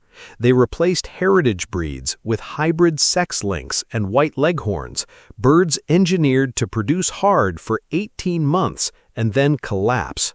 Profitable for the industry, terrible for you. The knowledge of how to find, identify, and raise real Australorps got buried under decades of industrial farming. The breeders who maintained pure lines became harder and harder to find, and the market filled up with crossbred birds wearing the Australorp name without carrying the Australorp genetics. Today, I'm going to pull that knowledge back into the open. The real sources, the real tests, and exactly how to protect yourself from wasting money on birds that will never perform. What's coming next is the exact sourcing breakdown: where to buy, who to trust, and what to avoid. If you're serious about building a self-sustaining flock, subscribe and hit that bell right now so you don't miss a single detail. Number 1. Large commercial hatcheries. Let's start with the most common source, large hatcheries that ship day-old chicks by mail. Names you'll see include Meyer Hatchery in Ohio, Cackle Hatchery in Missouri, Murray and McMurray in Iowa, and Purely Poultry in Wisconsin. These operations move thousands of birds every season. They're reliable for availability and shipping, and for most people, this is where the search begins and ends. But here's the truth. Hatchery-grade Australorps are not the same as breeder-quality Australorps. When you're moving volume that high, genetic purity takes a back seat. The birds are decent. They'll give you 180 to 240 eggs per year. That's solid for a backyard flock, but it's not 250 to 300, and that gap adds up fast. If you're just getting started and want birds in hand quickly, a reputable hatchery is a fine entry point. Just know what you're getting. And if you want the full breakdown of every hatchery I've vetted, how they compare on price, and which ones have the strongest Australorp lines, that's all inside the complete guide I put together. Link is in the description. Now here's where it gets interesting, because the next source is where the serious birds come from. Number 2. Small independent breeders. This is the golden ticket, and most people never find it. Small independent breeders are individuals who have been selecting black Australorps for years, sometimes decades. They might only hatch 20 or 30 chicks per season, but every single bird in their program has been selected for egg production, temperament, breed purity, and health. The difference between a hatchery bird and one from a dedicated small breeder can be 50 to 80 eggs per hen per year. That's not a small number. Across 6 hens over 3 years, that's over 1,000 extra eggs. So where do you find these breeders? Start with the Livestock Conservancy Breeder Directory. Check the Backyard Chickens Forum. Attend local poultry shows and county fairs. Search Facebook groups specific to your region. And if you're outside the United States, in the UK, the Rare Poultry Society maintains breeder listings. In Australia, the Australorp Club of Australia has a directory. In South Africa, Sovereign Hatchery is a solid option. Across sub-Saharan Africa, local agricultural development centers sometimes maintain purebred flocks. I compiled every verified source I could find inside the guide, country by country, with contact details and what to ask when you reach out. But before you buy from anyone, you need to know how to protect yourself, and that brings us to number 3, the questions that separate real breeders from scammers. You've found a seller. The birds look right in the photos. The price seems fair. Now what? You ask 6 questions, and the answers tell you everything. First, are these birds purebred Black Australorps or hatchery grade? A real breeder knows the difference and will tell you straight. Second, what is the average annual egg production of your hens? You want to hear 250 to 300. If they can't give you a number, they're not tracking, and if they're not tracking, they're not selecting. Third, have these birds been vaccinated for Marek's disease? This is non-negotiable. Marek's is a herpes virus that causes tumors and paralysis. The vaccine is 95% effective but must be given on hatch day. There is no treatment after infection. Fourth, can I see the parent birds? A serious breeder will show you the rooster and hens that produced your chicks without hesitation. If the seller can't produce the parents, keep walking. Fifth, how long have you been breeding Black Australorps specifically? You want multiple years of focused work on this breed, not someone who picked up a few birds last spring. Sixth, do you cull for production?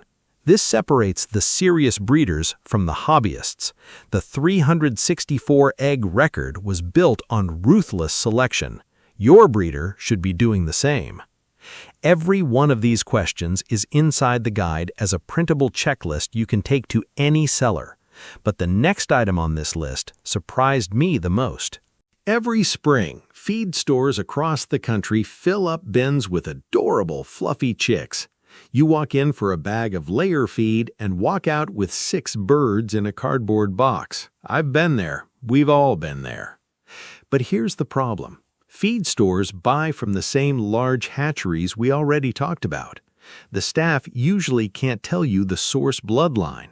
And in those busy chick bins, breeds get mixed up more often than anyone admits. I've heard from viewers who bought what were labeled Black Australorps from a feed store and ended up with black sex links. Similar coloring, completely different bird, completely different production. For a casual backyard flock where exact performance doesn't matter, feed store birds are fine. But if you're building a self-sustaining homestead flock and you want verified genetics and maximum production, this is not your source. Save your feed store trips for feed. Buy your birds from a verified breeder. Speaking of which, there's one more source that's become huge, and it's the most dangerous one. Online marketplaces, the Wild West. Facebook Marketplace, Craigslist, local buy-sell groups. This is where genuine breeders and total frauds exist side by side, and there is no filter. I've seen listings for Black Australorp chicks at $3 each. That price alone is a red flag. Quality purebred chicks run $15 to $50 minimum. If someone is selling them for less, either the birds are crossbred, the seller doesn't know what they have, or they're moving sick stock. Never buy from an online listing without seeing clear photos of adult birds in direct sunlight. That beetle green shimmer on the feathers cannot be faked. If the photos show flat, dull black feathers, that's a crossbreed. Ask for photos of the parent flock. Ask every question from item 3. And here's a tip that will save you money. If a seller uses the phrase Black Australorp mix but charges purebred prices, walk away immediately. A mix will not perform like a purebred. Period. The complete guide has a full red flags versus green flags breakdown for online buying that I wish I'd had when I started. It's the section that gets the most feedback from readers. Link is in the description. Now, let's say you've found your source. The next question is what to actually buy. Chicks versus pullets versus laying hens. What to buy? You've got 3 options, and each one comes with a different cost, Timeline and risk level. Day-old chicks run $5 to $15 each. You'll wait 5 to 6 months for the first egg, but you control everything from day one: nutrition, environment, and handling. They grow up knowing your voice. The bond matters more than people think. Pullets at 16 to 18 weeks cost $15 to $35 each. You skip the brooder stage entirely. First egg arrives in 4 to 6 weeks, and the bird is old enough to verify breed identity using the physical checklist. This is my recommendation for most new homesteaders: best balance of cost, timeline, and risk. Laying hens at 24 weeks or older cost $25 to $60 each. Eggs within days, but age matters enormously. Peak production is years 1 to 3. A 4-year-old hen might give you 180 eggs. A 5-year-old gives you 150. Always ask the age. If a seller can't tell you, that's a problem. For a 6-hen flock, starting with pullets costs roughly $175 total. Starting with chicks, about $190. Starting with laying hens, about $265. The guide breaks this down with a full cost comparison table and a month-by-month timeline showing exactly when each option starts paying for itself. But whatever you buy, there's one more thing you need to know before bringing birds home: the 30-day rule that saves flocks. This is the item that separates experienced poultry keepers from beginners, and ignoring it has destroyed more flocks than any predator ever has. Quarantine. Every single new bird, 30 days minimum, no exceptions. Before we wrap up, let me save you from the mistakes I see people making every single week in the comments and messages. Mistake number 1. Buying on looks alone. A bird can have jet black feathers and still be a crossbreed. You need to check the eyes, the leg color, the skin underneath the feathers, the comb type, and the body size. One wrong trait and you're looking at mixed genetics that will cost you 50 to 80 eggs per year. The full identification checklist is in the guide, but at minimum, check for that beetle green shimmer in direct sunlight. Flat, dull black is a red flag. Mistake number 2, skipping the Marek's vaccination. I cannot stress this enough. Marek's disease is a herpes virus that spreads through feather dander. Once it's on your property, it never leaves. The vaccine is 95% effective, but it has to be given on hatch day. There is no treatment after infection. If your seller cannot confirm vaccination, do not buy those birds. This single mistake has wiped out entire backyard flocks. Mistake number 3, introducing new birds without quarantine. We covered this already, but it's worth repeating because people skip it constantly. 30 days, separate space, no contact with your existing flock. The excitement of new birds makes people rush. That rush can infect every healthy bird you already own. Mistake number 4, paying show prices for a production bird. Show-quality Australorps are bred for perfect feather color and conformation standards. Beautiful birds, but you're not entering beauty contests. You're feeding your family. Production-quality birds may have minor cosmetic imperfections, but they lay consistently year after year. Don't overpay for genetics you don't need. Picture this: 12 months from now, you walk out to your coop every morning and collect fresh eggs from birds you chose carefully, birds with real genetics, birds that lay 250 to 300 eggs per year and keep going into year 2, 3, and beyond. Your grocery bill dropped by hundreds of dollars. You've got surplus eggs to sell, trade, or give to neighbors. Your kids are learning where real food comes from. And here's the part that changes everything. Your hens go broody. They hatch their own chicks. You raise the best ones. You cull the rest. And next spring, every bird in your flock was born on your property. No more hatchery orders. No more shipping boxes of day-old chicks. No more guessing whether you got the real thing. You built a self-sustaining flock that replaces itself forever. That's not a dream. That's basic math and good sourcing. And it starts with the decision you make today about where you buy your first birds. Now, I want to hear from you. Drop a comment and tell me where you're located and whether you found a reliable source for Black Australorps in your area. Your comment might help someone else in your region find the real birds. If you got value from this video, hit that subscribe button and tap the bell. We're building something here, a community of people who refuse to stay dependent on a system that was never designed to help them. The complete Black Australorp guide, sourcing, identification, feeding, breeding, the full 5-year financial breakdown is linked in the description. It's $9.99, and it's the last resource you'll ever need for this breed. And if you haven't seen the original video that started all of this, the one that explains exactly why this bird outperforms every other heritage breed on the planet, go watch that next. Link is on screen right now.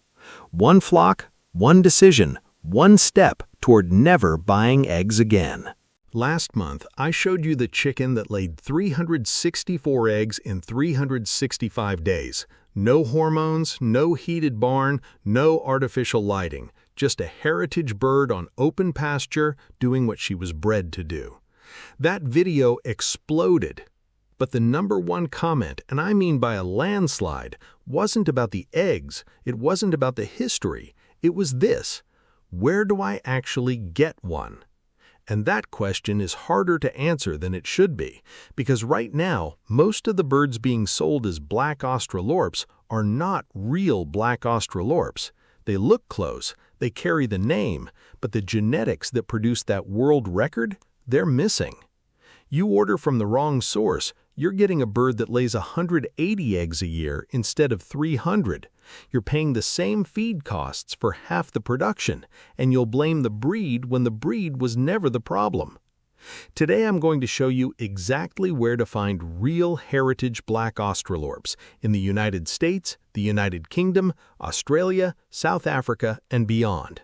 I'm going to show you how to tell a real one from a fake before you spend a single dollar, and I'm going to give you the exact questions that separate a serious breeder from someone selling you a pretty chicken with empty genetics. By the end of this video, you will know more about sourcing this bird than 99% of people who call themselves chicken keepers. Let's get into it. Here's what's actually happening right now to people trying to find this bird. You watch a video like my last one, you get excited, you go online and type Black Australorp chicks for sale, and you get flooded with options. Big hatcheries, feed store websites, online marketplaces, Facebook groups. Everybody's got Australorps. Everybody says theirs are purebred. Prices look reasonable, $5 to $15 a chick. You pick a source, you place your order, you wait 5 to 6 months for those pullets to start laying. And then the disappointment hits. You're getting 3, maybe 4 eggs per week per bird, not 5 or 6. The yolks are pale, the birds are flighty and nervous, nothing like the calm, confident forager you were promised. One of them gets sick in the first winter. Another one stops laying entirely by month 14. You spent $200 on chicks, another $300 to $400 on feed getting them to laying age, plus the coop, the waterers, the supplements. You're $600 to $800 deep, and you're getting fewer eggs than your neighbor's $4 Golden Comets from Tractor Supply. So you go online and write, "Australorps are overrated. Don't believe the hype." I see those comments every single week, and every single time the problem is the same. It was never the breed, it was the source. Most large commercial hatcheries breed for volume and appearance. They need birds that look like Australorps so they can sell them as Australorps, but they are not selecting for the production genetics that made this breed legendary. A hatchery-grade Australorp will give you 180 to 240 eggs per year. A real heritage production Australorp from a serious breeder gives you 250 to 300. That's a difference of 60 to 120 eggs per bird per year. In a flock of just 6 hens, that's 360 to 720 eggs you're leaving on the table every single year because you bought from the wrong place. At $5 a dozen, That's $150 to $300 in lost value annually from one bad purchasing decision. And nobody warns you. The hatchery doesn't tell you, the feed store doesn't know, the online marketplace doesn't care. You're on your own unless someone shows you exactly what to look for and where to look. That's what this video is for. To understand why sourcing matters this much, you have to understand what made this bird different in the first place. The Black Australorp was not an accident. She was not a backyard project that got lucky. She was the result of decades of obsessive, deliberate, generational breeding by Australian farmers who had one goal and one goal only: build a hen that lays every single day on nothing but open ground. They started with black Orpingtons imported from England in the early 1900s. They crossed them with white Leghorns for laying consistency, Rhode Island Reds for production volume, Langshins and Minorcas for size, stamina, and disease resistance. And then they did the part that nobody does anymore. They selected, generation after generation, season after season. Only the hens that laid the most while eating the least got to reproduce. Only the birds that survived heat and cold without supplemental inputs passed their genetics forward. By 1922, a pen of 6 hens averaged 309 eggs per bird in a single year at the Geelong Laying Contest in Victoria, Australia. No artificial lighting, no climate-controlled barns, no hormones or pharmaceutical assistance of any kind. One hen from those bloodlines later laid 364 eggs in 365 days. 5 main bloodlines built that bird: Graham, Burns, Christie, Dolsmeyer, and Woodduck. Different breeders, different farms, same obsession: performance over appearance, production over plumage. That's the genetics you're trying to find. Not just a black chicken with a single comb and slate legs. You're looking for the descendant of a century-long breeding program that was the most successful egg production project in poultry history. And here's the problem. When the commercial poultry industry took over after World War II, those production lines got diluted. Factory farms didn't need a bird that could forage and sustain herself. They needed a bird that could be crammed into a cage, fed from a bag, and replaced every 18 months. The heritage line survived, but only in small pockets. Small breeders, backyard flocks that never followed the commercial playbook. And finding those pockets is the difference between getting the real bird and getting a look-alike that will never perform the way this breed was built. That's exactly what I'm about to show you how to do. If you've been looking for this bird and hitting dead ends, what's coming next is the part that changes everything. Hit subscribe right now and turn on notifications, because I'm about to walk you through the exact sources, region by region, that serious breeders don't advertise to the public. 1. The identification test. Know what you're looking at before you buy. Before you contact a single breeder or place a single order, you need to know exactly what a real Black Australorp looks like, because if you can't spot a fake, nothing else I tell you today matters. Every single feather should be jet black, not dull black, not brownish black. In direct sunlight, you should see a vivid beetle green shimmer with hints of purple. That iridescence comes from the structural properties of the feather itself. It cannot be faked. If the bird shows flat, dull plumage or any brown, rust, red, or white feathers anywhere on the body, walk away. Eyes should be dark brown, almost black. Legs should be dark slate or black with white or pinkish-white soles. The skin under the feathers should be white, not yellow. Yellow skin means Leghorn or Asian game bird genetics got mixed in.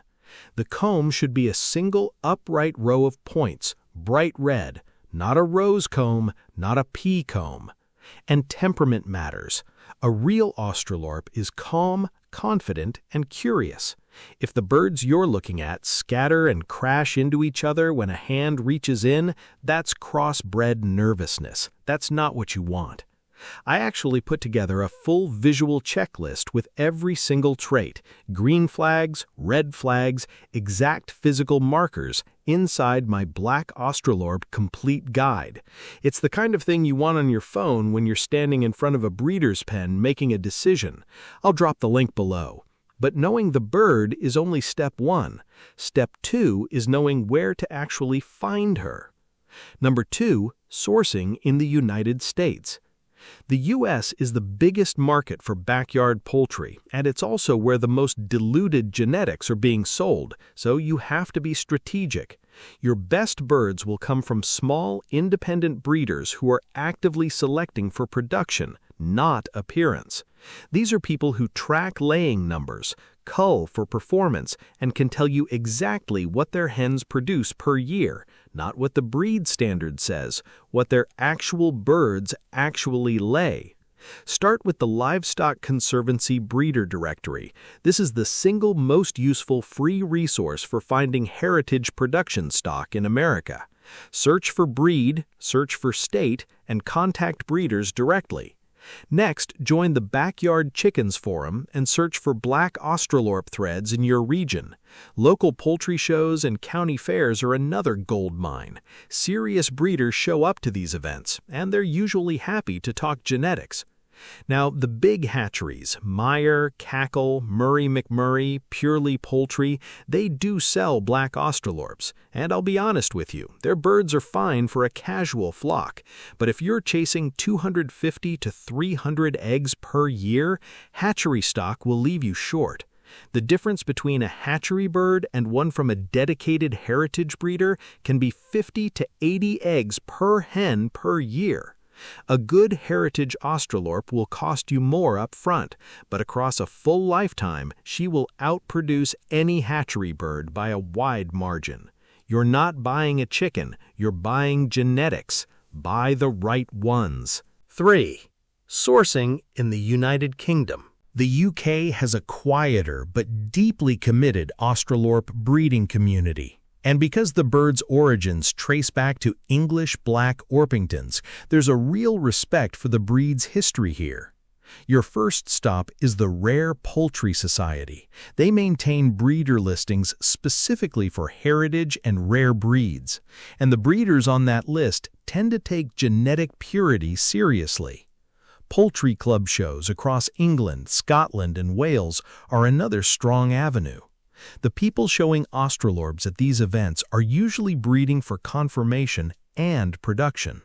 Ask them about laying numbers. If they track eggs per hen per year, you're talking to the right person. Online, pre-loved and specific Facebook groups for UK poultry keepers will have birds available, but apply the same rules. Ask for photos of parent birds in sunlight. Ask about production history. Ask how long they've been breeding the line. If a seller can't answer those questions confidently, keep looking. The UK also has a strong tradition of heritage breed conservation, so you may find breeders who are actively working to restore original production genetics. Those are the people you want to build a relationship with. In Australia, this is where the breed was born, and Australia still has some of the strongest Australorp genetics on the planet. The Australorp Club of Australia maintains a breeder directory that is genuinely the gold standard for this breed worldwide. These breeders are connected to bloodlines that trace back to the original contest winners. If you're in Australia or willing to work with Australian breeders, this is your starting point. In South Africa, the breed has a strong following, and Sovereign Hatchery is a reputable source.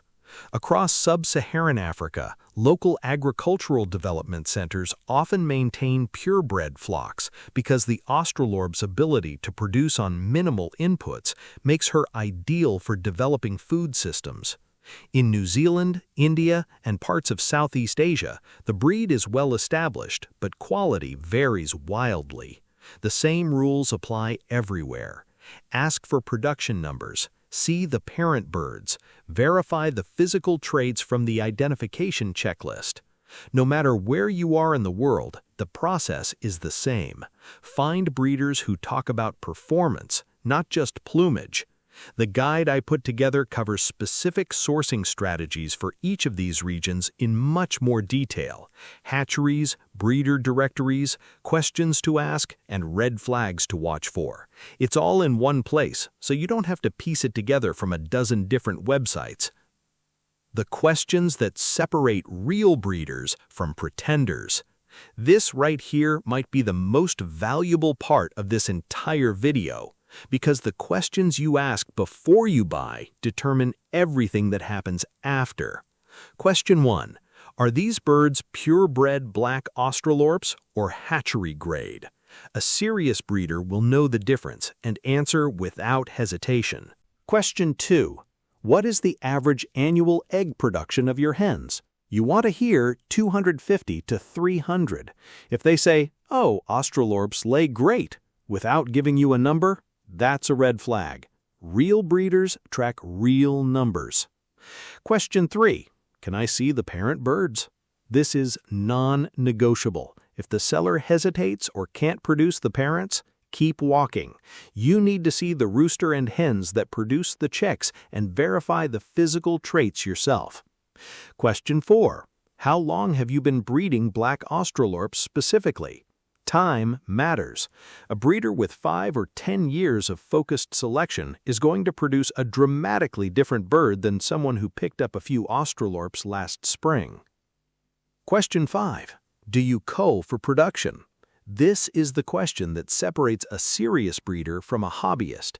Culling for production means removing low performers from the breeding program.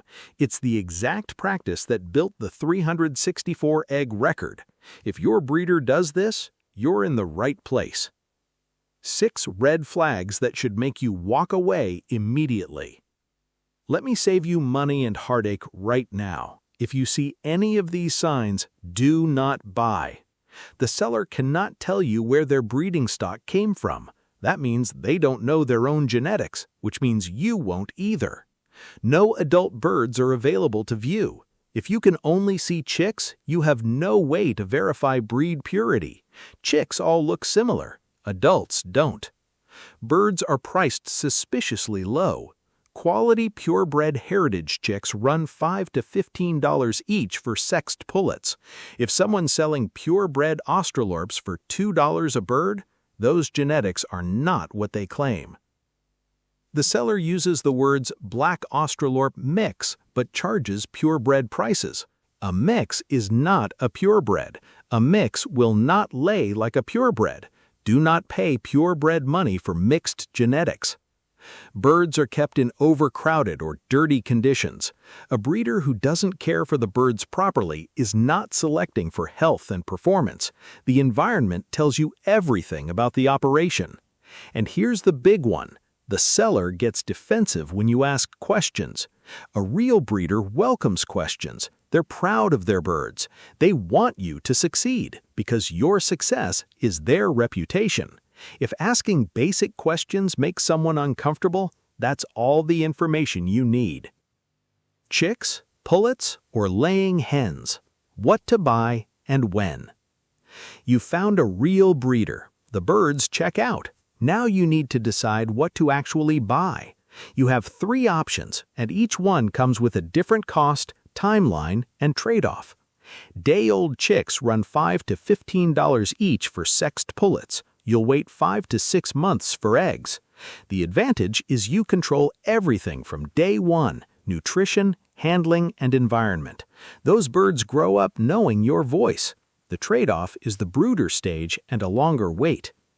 Pullets at 16 to 18 weeks cost $15 to $35 each, and you're looking at 4 to 6 weeks before eggs. The brooder phase is behind you. The bird is old enough to verify breed identity using the physical checklist. For most people, this is the sweet spot. Laying hens at 24 weeks or older cost $25 to $60 each and give you eggs within days. The fastest path to production, but the most expensive per bird. And age matters enormously here. Always ask how old the hen is. Peak production is years 1 through 3. A bird in year 4 is already declining. My complete guide breaks down the full cost comparison for a 6-hen flock across all 3 options: startup costs, feed to first egg, and time to break even. The math might surprise you. It surprised me when I first ran the numbers. And no matter which option you choose, never buy a single chicken.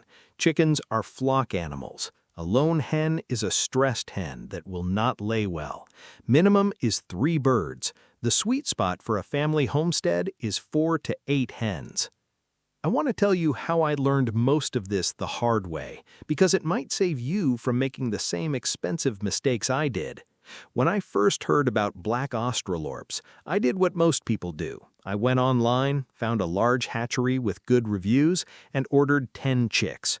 They arrived healthy, they grew fast, they looked the part. Black feathers, single combs, dark legs. I was excited. 5 months later, those birds started laying, and the numbers were fine. 3 to 4 eggs per week per hen. Not bad, but not the 5 to 6 I was expecting based on everything I'd read about the breed. I figured maybe I needed to give them time. Maybe it was the season. Maybe my feed wasn't dialed in. So I spent the next few months adjusting everything. Better feed, more calcium, supplemental lighting in winter. I probably spent an extra $150 trying to squeeze more production out of those birds. Nothing changed. I was stuck at 200 eggs per hen per year. Good for a backyard chicken, nowhere near the 250 to 300 this breed is supposed to deliver. Then I connected with a small heritage breeder through the Livestock Conservancy directory, a woman who had been selecting Australorps for production for over 8 years. She tracked every hen's output. She culled the bottom performers every season. She knew her bloodlines back 3 generations. I bought 4 pullets from her. They cost me $30 each instead of $10. I thought I was overpaying. Within 3 months, those 4 birds were outproducing my 10 hatchery hens combined. The eggs were bigger. The yolks were darker. Those hens foraged harder, ate less purchased feed, and never once got sick that entire first year. That's when it clicked. I wasn't raising the wrong breed. I had been buying the wrong bird. The genetics were the whole game, and I'd been playing it wrong from the start. That experience is exactly why I put together the complete guide. I wanted one resource that had everything: the identification checklist, the sourcing contacts, the breeder questions, the cost math, the feeding protocols, the breeding chapter so you never have to buy again. Everything I wish someone had handed me before I wasted a year and hundreds of dollars learning the hard way. It's $9.99 and it's linked right below this video. If this video helped you, that guide is the next step. Let me save you from the errors that trip up almost everyone who starts this journey. Mistake 1. Buying based on price alone. The cheapest chicks come from the highest volume hatcheries. High volume means minimal selection pressure. Minimal selection means diluted genetics. You save $5 per bird up front and lose hundreds in egg production over the bird's lifetime. The math never works in your favor. Mistake 2. Not verifying breed purity in person. Photos online can be misleading. Lighting hides dull plumage. Angles hide narrow body frames. If you can possibly visit the breeder and see the parent birds with your own eyes, do it. If you're ordering from a distance, demand clear photos of adult birds in direct sunlight. No sunlight photo, no purchase. Mistake 3. Skipping the quarantine. You find beautiful heritage birds and you're so excited you put them straight into your existing flock. One sick bird can devastate everything you've built. Every new bird gets a minimum 30-day quarantine. No exceptions. Separate housing, separate waterers, separate feed stations. 30 days tells you what you need to know. Mistake 4. Starting with too few birds and planning to expand later. Buy for the flock you want, not the flock you think you can handle today. Starting with 3 birds and adding more from a different source 6 months later introduces new genetics, new disease risk, and flock disruption that suppresses laying for weeks. Start right, start once. Now zoom out and picture what this looks like once you get it right. You have 6 to 8 heritage Black Australorps from a real production line. They're foraging your land, cutting your feed bill by 30 to 50%. You're collecting 250 to 300 eggs per hen per year. Deep orange yolks, nutrient-dense, better than anything in any store. Your hens go broody. They hatch their own replacements. You never buy another chick again. You never stand in a feed store wondering which $30 bag of supplements you need this time. By year 2, your flock pays for itself. By year 5, you're over $1,800 a head compared to buying grocery store eggs. And that's before surplus egg sales, garden fertilizer from composted litter, and pest control from free-ranging birds. One good sourcing decision today builds a food system that feeds your family for years without asking permission from a supply chain or a corporation. Here's what I want to know from you. Drop a comment right now and tell me, where are you located and have you been able to find real heritage Australorps in your area? I read every single comment and I want to help you connect with the right sources. If you're serious about getting this right the first time, the Black Australorp Complete Guide is linked in the description. 10 chapters, every sourcing strategy, every identification checklist, every breeder question, the full cost breakdown, feeding protocols, breeding instructions, everything in one place for $9.99. It's the resource I wish existed when I started. Hit subscribe and turn on the bell. We put out content like this every single week.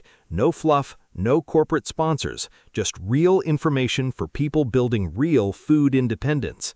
And the next video goes even deeper. I'm going to show you the exact free feed system that cuts your feed bill almost entirely, using plants you can grow in any climate, any backyard, any time of year. You do not want to miss that one. This breed changed everything for my homestead. Now you know where to find her. What you do from here is up to you. There are chickens alive right now that weigh more than a Thanksgiving turkey, lay an egg nearly every single day, and cost almost nothing to feed. 7 of them. And most of them are almost gone. Not because they stopped performing. These birds outproduce, outweigh, and outlast every commercial hybrid on the market today. Some tip the scales at 17 pounds. Some lay over 300 eggs a year without hormones, without supplements, without artificial lighting. So why has almost no one heard of them? Because a chicken that feeds itself, reproduces on its own, and never needs a vet is a chicken the industry can't make money from. And what they can't profit from, they bury. Today, we're pulling every one of them back into the light. By the end of this video, you'll know all 7 breeds, exactly what they weigh, how many eggs they lay, and why the poultry industry spent decades trying to make sure you never found them. Let's get into it. Here's the reality nobody in the poultry business wants to talk about. The average backyard chicken keeper spends between $400 and $600 a year on feed alone for a flock of just 12 birds. That's before medications, supplements, coop repairs, and replacements when your commercial hybrids burn out after 2 years. And they will burn out. The Cornish cross, the bird that fills every grocery store shelf in America, reaches market weight in 6 weeks. 6 weeks! Then it's done. If you don't process it, its own body kills it. Heart failure, leg collapse, organs that can't keep up with the growth rate they were engineered to hit. The commercial laying hybrids aren't much better. Your ISA Browns, your Golden Comets, your Red Stars, they'll give you 300 eggs in year 1. By year 2, production drops 20%. By year 3, you're feeding a pet. Meanwhile, the feed companies keep raising prices. In the last 5 years alone, poultry feed costs have jumped over 40% across the United States. A 50-pound bag that cost $13 in 2019 now runs you $19 or more, depending on where you live. So you're paying more every year for birds that give you less every year. That's not farming. That's a subscription service designed to keep you dependent. And the worst part, the solution has existed for over a century. Birds that weigh double what your hybrids weigh. Birds that lay just as many eggs but keep doing it for 5, 6, 7 years. Birds that forage 60 to 70% of their own diet off your land. They exist. They've always existed. The industry just made sure you never went looking for them. Until now. Every single breed you're about to see today has something in common. They were all thriving long before the modern poultry industry existed. We're talking about birds that fed families through the Civil War, through the Great Depression, through 2 world wars. Entire homesteads ran on these chickens. No feed store, no hatchery catalog, no veterinarian on speed dial. For thousands of years, farmers selected chickens the way nature intended. They kept the biggest, they kept the strongest, they kept the ones that laid through winter, foraged their own meals, and hatched their own replacements without a $200 incubator. That process created monsters, chickens that hit 15, 16, even 17 pounds. Hens that produced eggs deep into their 6th and 7th year. Roosters so hardy they survived blizzards without heated coops. Then came the 1950s. Industrial agriculture realized there was no money in a bird that took care of itself, so they engineered a new model: fast growth, maximum dependency, short lifespan. A chicken that needed their feed, their medications, their lighting schedules, and their replacement chicks every single year. Within 2 decades, nearly every heritage giant disappeared from commercial production, not because they failed, because they succeeded too well at the wrong thing. They made farmers independent, and independence is the one thing a $360 billion industry cannot afford. The Livestock Conservancy now lists dozens of heritage breeds as threatened, critical, or watching. Some of the birds on today's list came within a few hundred breeding pairs of total extinction, but they survived, kept alive by small farmers, backyard breeders, and people who refused to let the industry decide what belongs in their coop. These are the 7 they tried hardest to erase. If you raise chickens or you're planning to start, subscribe and hit that bell right now. What's coming next are 7 breeds that will completely change what you think a backyard chicken can do. Number 1. The Brahma.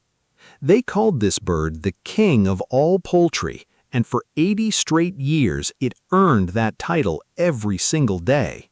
Brahma roosters weigh between 10 and 12 pounds, but historical breeding records show individual birds pushing past 17 pounds.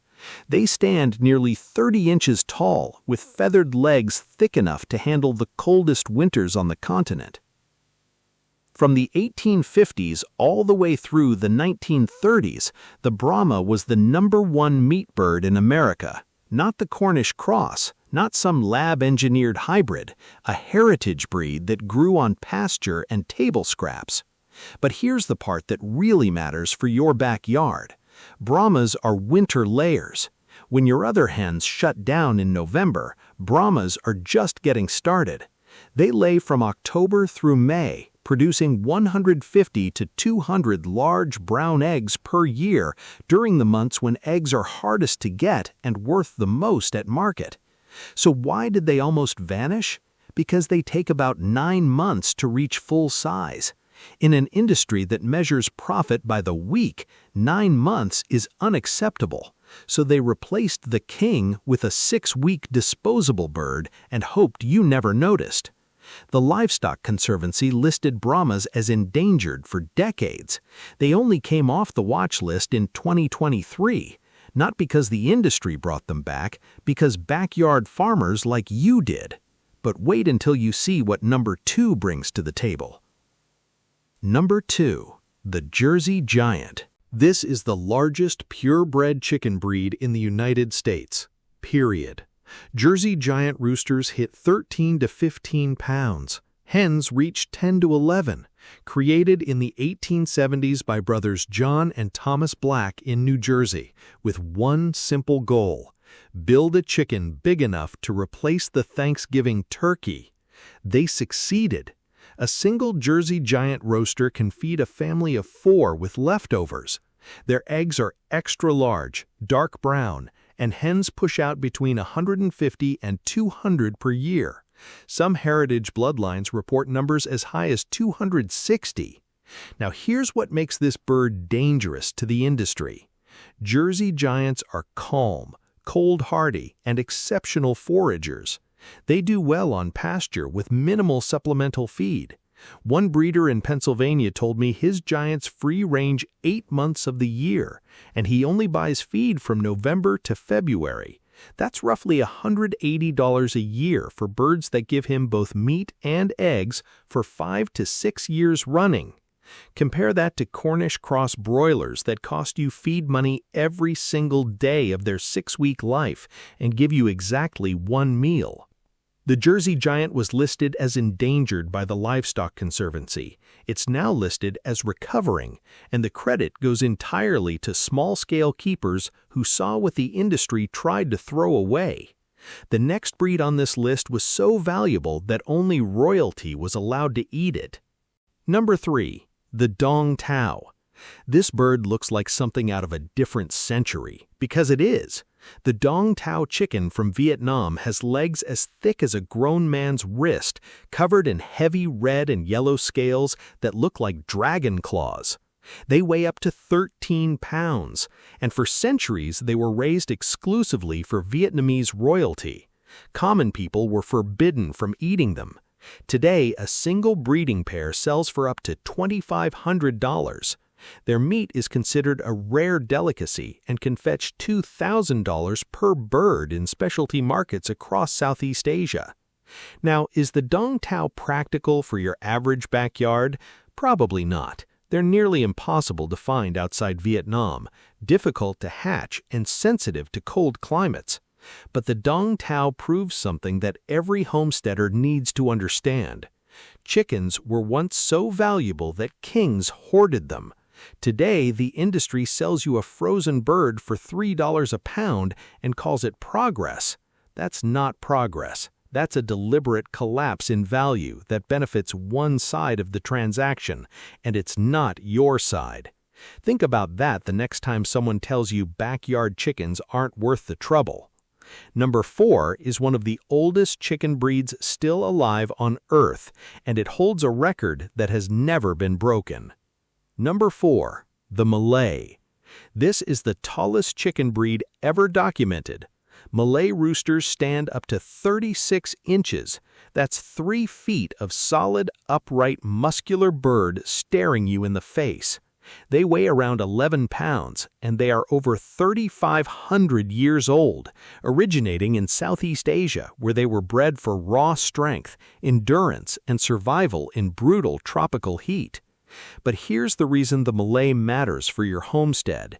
This breed is one of the most disease-resistant chickens on the planet. It thrives in heat, it forages aggressively, it barely needs human intervention to stay healthy year after year. You cannot sell antibiotics to a farmer whose chickens never get sick. You cannot sell medicated feed to someone whose flock thrives on pasture bugs and kitchen scraps. So the Malay never shows up in hatchery catalogs. It never gets featured in poultry magazines. You've probably never heard its name until this very moment. And yet it has survived for 35 centuries, while commercial hybrids can't survive 35 days without a controlled environment. If disease resistance and low input costs matter to you, the Malay deserves a serious look. But the next breed takes self-sufficiency to a level that genuinely threatens the feed industry's entire business model. Number 5. The Langshan. Born in China, brought west in the 1800s, quietly forgotten by an industry that had every reason to make sure you never found it. Langshan roosters weigh around 10 pounds. They carry themselves tall and upright with striking black feathers that flash iridescent green in sunlight. Beautiful birds, but beauty isn't why they're on this list. Langshan hens lay approximately 180 dark brown eggs per year, and some of those eggs carry a rare, subtle purple tint that heritage egg buyers will pay a premium for at farmers markets. Here's the real story, though. Langshans are quiet, gentle, cold-hardy, and possibly the best foragers of any breed their size. They're the kind of chicken that stays productive and healthy on almost zero commercial feed input. Give them pasture, give them scraps, and they handle the rest. That's exactly why you've never seen a Langshan in a major hatchery catalog. A bird that barely needs purchased feed is a bird the feed companies have zero interest in promoting. Every Langshan in your coop is revenue they lose, so they simply pretend it doesn't exist. Number 6 is the breed that might just be the most complete backyard chicken ever created. Number 6. The Orpington. In 1886, a man named William Cook set out to build the perfect dual-purpose chicken: meat, eggs, gentle temperament, all in one bird. He didn't just succeed, he created what many heritage breeders still call the gold standard of backyard poultry. Orpington roosters weigh around 10 pounds. Hens lay roughly 250 eggs per year.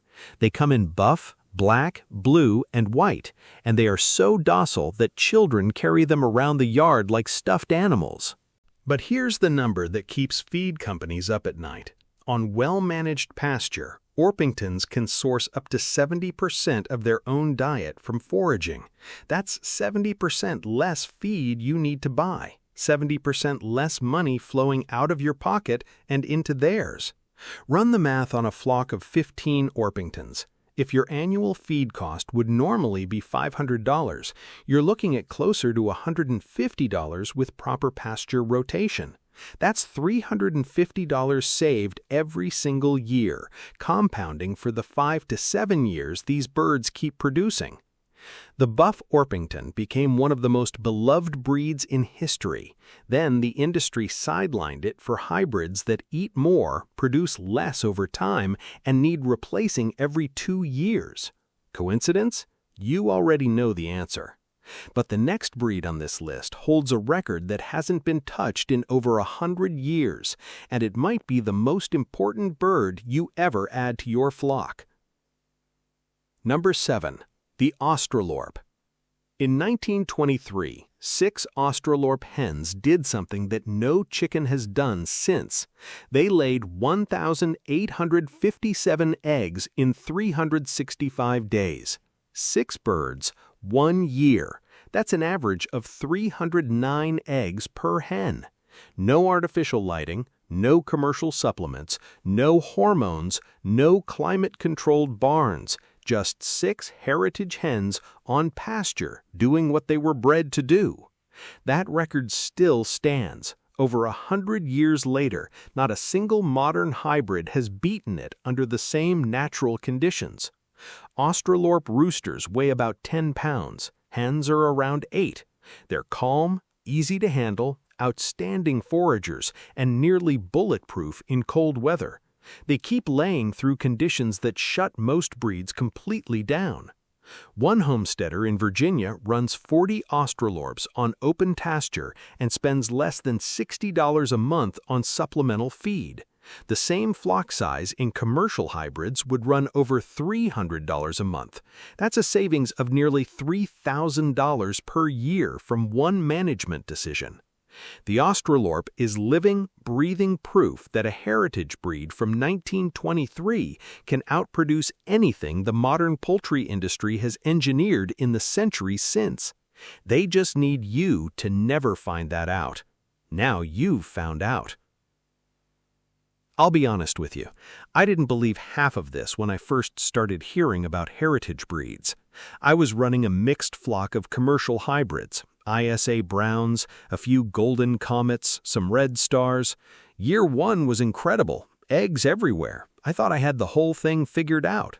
Then year 2 hit. Production dropped off a cliff. Birds that were giving me 6 eggs a week were down to 3. By the year 3, half the flock had quit entirely. I was still buying the same amount of feed, still cleaning the same coops, still doing the same work, but the return was shrinking every single month. So I started researching, and the more I dug into heritage breeds, the more frustrated I got. Not because the information was hard to find, because it was so obvious. These birds had been right there the whole time, bigger, hardier, more productive over the long run, and nobody in the mainstream poultry world was talking about them. I started with 6 Australorps and 4 Buff Orpingtons. I gave them pasture access and cut back on commercial feed to see what would happen. Within 3 months, my feed bill dropped by almost half. The Australorps were laying 5 to 6 eggs per bird per week. The Orpingtons weren't far behind, and these birds were calm, healthy, and actually getting bigger on less purchased input. By the end of that first year, I spent roughly $340 on feed for 10 birds. The year before, I'd spent over $600 on the same number of commercial hybrids and gotten fewer eggs in return. That was the moment I stopped being skeptical and started being angry. Angry that nobody told me sooner. Angry that the entire system is designed to point you towards birds that fail fast and cost more. I'm telling you now so you don't waste the years I did. Now, before you go out and buy your first heritage giants, let me save you from the mistakes that trip up almost everyone. Mistake number 1. Building your coop too small. These are not bantams. A Jersey Giant needs at least 6 square feet of coop space per bird. A Brahma needs 5 minimum. Cram them into a standard 4 square foot setup and you'll get feather picking, stress, lower egg production, and disease. Build bigger than you think you need. You'll thank yourself within the first month. Mistake number 2. Setting your roost bars too high. Heavy birds and high perches are a recipe for disaster. A 13-pound Jersey Giant jumping down from a 5-foot roost will damage its legs, its keel bone, or both. Keep roost bars between 2 and 4 feet maximum. Use wide, flat bars instead of round dowels so their weight distributes evenly across their feet. Mistake number 3. Expecting commercial hybrid speed. Heritage giants grow slow. That's the whole point. A Brahma takes 9 months to reach full size. A Jersey Giant takes 8 to 9. If you're checking their weight at 6 weeks and panicking, you've missed the entire philosophy. These birds are a long game. They pay you back over years, not weeks. Patience is the price of independence. Mistake number 4. Buying from commercial hatcheries instead of heritage breeders. Most large hatcheries have diluted heritage bloodlines to the point where the birds barely resemble the originals. You'll get a bird with the name, but not the genetics. Find dedicated heritage breeders through the Livestock Conservancy Directory, local poultry swaps, or breed-specific clubs. The genetics matter more than the label on the box. Now step back and picture what your homestead looks like 3 years from now with the right heritage birds in your yard. Your feed bill is half what it used to be because your flock forages most of its own diet. Your hens are still laying strong in year 4, year 5, year 6, while your neighbor is replacing burned-out hybrids for the 3rd time. Your freezer is full of real meat from birds that weigh double what a grocery store chicken weighs, and you raised every single one of them from eggs your own hens hatched without an incubator. No dependency on hatchery shipments, no anxiety every time feed prices spike, no replacing your entire flock every 18 months just to keep production up. That's not a fantasy. That's what farming looked like for centuries before the industry rewired the whole system around planned obsolescence. Every one of these 7 breeds is a step back toward that reality, a step toward a homestead that feeds itself instead of feeding a corporation. Here's what I want to know from you. Which one of these 7 breeds are you adding to your flock first? And if you're already raising any of them, tell me your experience in the comments. How many eggs are you getting? How much did your feed bill drop? Your story might be the one that convinces someone else to make the switch. If this video showed you something the mainstream poultry world never would, hit subscribe and tap that bell so you don't miss what's coming next. Because in the next video, I'm breaking down the exact feeding system that cuts your grain costs by 60% using plants you can grow for free in your own backyard. You won't want to miss that one. These breeds survived wars, famines, and 70 years of being buried on purpose. They're still here, and now so are you. You're throwing money into your feed bin every single week, and your hens are still laying like it's winter in July. Here's the truth nobody in the feed industry wants you to figure out. A handful of dried beans from your pantry can be turned into a powerful, protein-packed superfood for your flock in just 72 hours. No soil, no grow lights, no fancy equipment, and it costs you practically nothing. Most backyard chicken keepers have no idea this is even possible.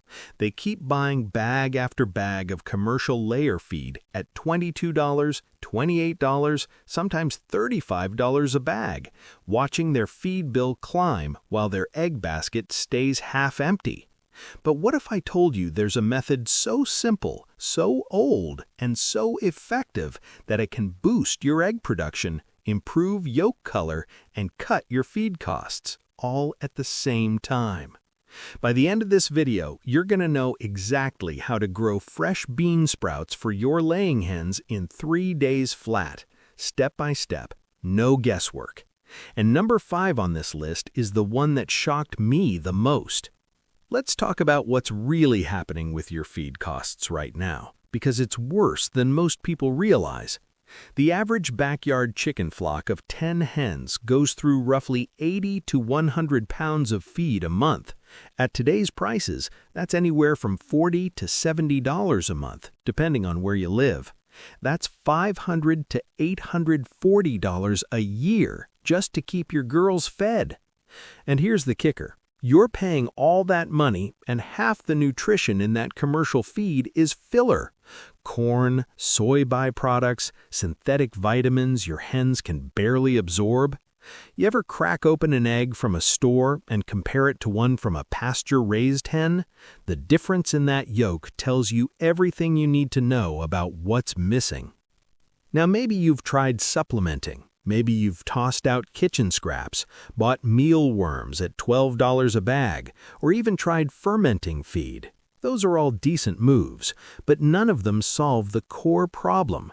Your hens need fresh, living, enzyme-rich nutrition to lay at their full potential, and dried, processed, months-old feed just can't deliver that. Here's what frustrates me the most. The feed companies know this. They know that fresh, sprouted nutrition outperforms dry feed in almost every measurable way. More bioavailable protein, more vitamins, more enzymes, better gut health, better eggs. But fresh food can't sit on a shelf for 6 months. It can't be bagged and shipped across the country, so they don't tell you about it. They'd rather you keep buying the next premium blend at a higher price point. Meanwhile, your hens are underfed on a cellular level, even when their crops are full. They're eating enough calories, but starving for real nutrition, and you're paying top dollar for the privilege. It doesn't have to be this way. Here's what the feed industry doesn't want you to connect the dots on. Sprouting grains and legumes for livestock isn't some trendy new hack. This is one of the oldest feeding practices in the history of farming. We're talking centuries old. Before commercial feed mills even existed, farmers across Europe, Asia and early America sprouted grains as a standard part of their animal husbandry. It wasn't optional, it was essential. During the long winter months when pasture dried up and fresh greens disappeared, farmers would soak barley, wheat, oats, and beans in buckets of water and sprout them indoors. They called it green fodder, and it kept their animals healthy, productive, and fertile when everything outside was dead and frozen. There's a reason your great-grandmother's hens laid through the winter and yours don't. She was feeding living food. And modern science has actually confirmed what those old-timers knew by instinct. Research from poultry nutrition studies shows that sprouting increases the protein availability in legumes by up to 20%.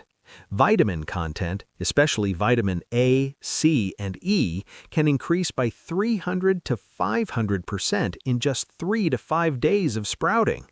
Enzyme activity goes through the roof. Anti-nutritional factors like phytic acid, which block mineral absorption, drop by as much as 60%. This isn't folklore. This is measurable, proven biology. But here's the thing, you won't find this information on the back of any feed bag. The commercial poultry industry moved away from fresh sprouted feeds because it couldn't be industrialized. You can't mass-produce something that needs to be grown fresh every 3 days. So they replaced it with synthetic vitamins and processed meals. Cheaper for them, worse for your hens. The good news, you can bring this forgotten practice back to your farm starting today, with almost zero investment. Now, what I'm about to share with you are the 7 specific beans and methods that work best for laying hens. So if you're serious about cutting feed costs and getting more eggs, hit that subscribe button and the bell right now so you don't miss a single step. Item number 1. Mung beans, the fastest sprout on your shelf. If you're brand new to sprouting for your flock, start right here. Mung beans are the easiest, fastest, most foolproof sprout you can grow. Soak the cup of dried mung beans in a mason jar overnight, about 8 to 12 hours. Drain the water, rinse them twice a day, and in 48 to 72 hours, you've got a jar full of fresh, crunchy sprouts packed with protein and enzymes. Mung beans go from a hard little pellet to a living sprout with almost no effort. The protein content jumps from around 24% dry to a more bioavailable form your hens can actually digest and use for egg production. And a 1-pound bag of dried mung beans costs about $2 to $3 at most grocery stores. That one bag will produce roughly 5 to 6 pounds of fresh sprouts once they've absorbed water and grown. Your hens will go absolutely crazy for these. I've watched my girls sprint across the yard the second they hear the sprout jar open. Toss a handful into their feed bowl or scatter them on the ground to encourage natural foraging behavior. Either way, they'll be gone in minutes. But mung beans are just the starting point. The next bean on this list produces even more volume per dollar spent. Item 2. Lentils, the budget king of sprouting. If you want maximum sprout output for minimum cost, lentils are your best friend. A bag of brown or green lentils runs about $1.50 to $2 at any grocery store, and they sprout incredibly fast, sometimes in just 36 to 48 hours. You don't need any special container. A colander with a damp cloth over the top works perfectly. Here's what makes lentils so powerful for laying hens. They're roughly 25% protein when dry, and that protein becomes significantly more digestible once sprouted. The sprouting process breaks down complex starches into simple sugars your hens can absorb almost immediately. That means faster energy conversion and more resources going directly toward egg production. 1 cup of dry lentils produces about 3 cups of fresh sprouts. Run 3 or 4 jars on a rotation and you've got a continuous supply of fresh, living feed every single day of the week for pennies. I'll be honest with you, when I first tried lentils, I didn't expect much. They're so cheap I figured they couldn't be that effective. I was dead wrong. My hens' yolks turned a deeper orange within the first week. Now here's where things get really interesting with the next one. Item 3. Black oil sunflower seeds, or BOSS, the egg-boosting powerhouse. Most chicken keepers already know about black oil sunflower seeds as a treat, but very few people realize you can sprout them, and when you do, the nutritional profile changes dramatically. BOSS are already high in fat and protein at about 15% protein dry. Once sprouted for 3 days, you unlock enzymes and amino acids that are locked away behind the hard shell in their dried form. The fat content in BOSS is particularly important for hens in winter or during molt because it supports feather regrowth and sustained laying. To sprout them, soak overnight, drain, and spread on a shallow tray. Rinse twice daily. By day 3, you'll see little green tails poking through. That's when they're at peak nutrition. Here's the practical tip. Don't wait until they grow into full plants. You want the sprout stage, not the plant stage. That's where the enzyme activity is highest and the anti-nutritional factors are lowest. Feed about a tablespoon of sprouted BOSS per hen per day. It's rich, so you don't need much. Think of it as a supplement, not a replacement. And if you think that's impressive, wait until you hear about number 4. Item 4. Wheat berries, the old farmer's secret fodder. This is the one your great-grandparents used. Wheat berries have been sprouted for livestock feed for hundreds of years, and there's a very good reason they stood the test of time. Wheat berries are cheap. You can buy a 25-pound bag for around $15 to $20 at most farm supply stores or online. That's enough sprouting material to supplement a flock of 10 to 12 hens for well over a month. When you sprout wheat berries on a flat tray with just water and a little airflow, they produce a thick mat of green fodder in about 5 to 7 days. But for a quick 3-day sprout, just soak and rinse in a jar like the others. At that stage, they've already increased their vitamin E content by over 300%, and their enzyme activity has multiplied several times over. Your hens will eat the sprouts, the roots, and the leftover grain. Nothing goes to waste. Zero waste feeding is the dream, and wheat berries make it possible. Scatter a few handfuls on the ground in the morning. Your flock will spend 30 to 45 minutes foraging through it. That's free entertainment and nutrition combined. The next one on this list might surprise you because most people think it's toxic for chickens. Item 5.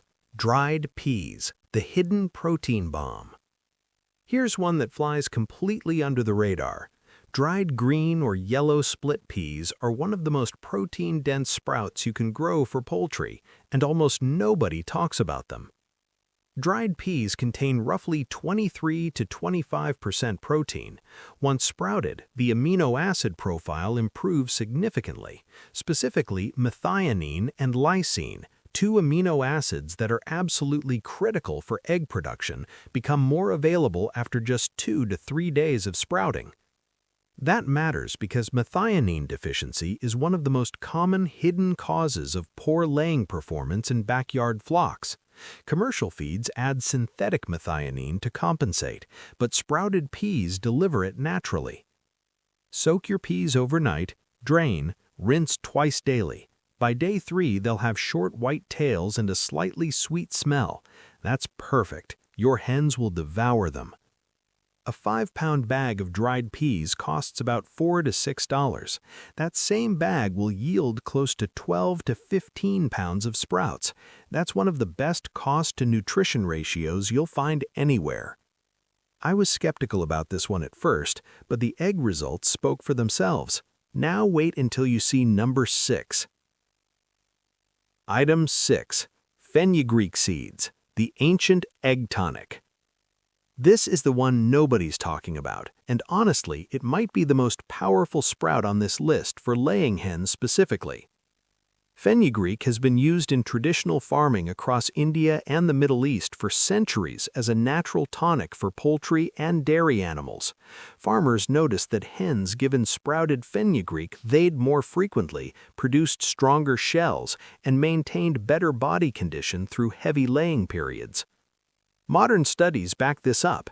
Fenugreek contains compounds called saponins and galactomannan fiber that support gut health and nutrient absorption.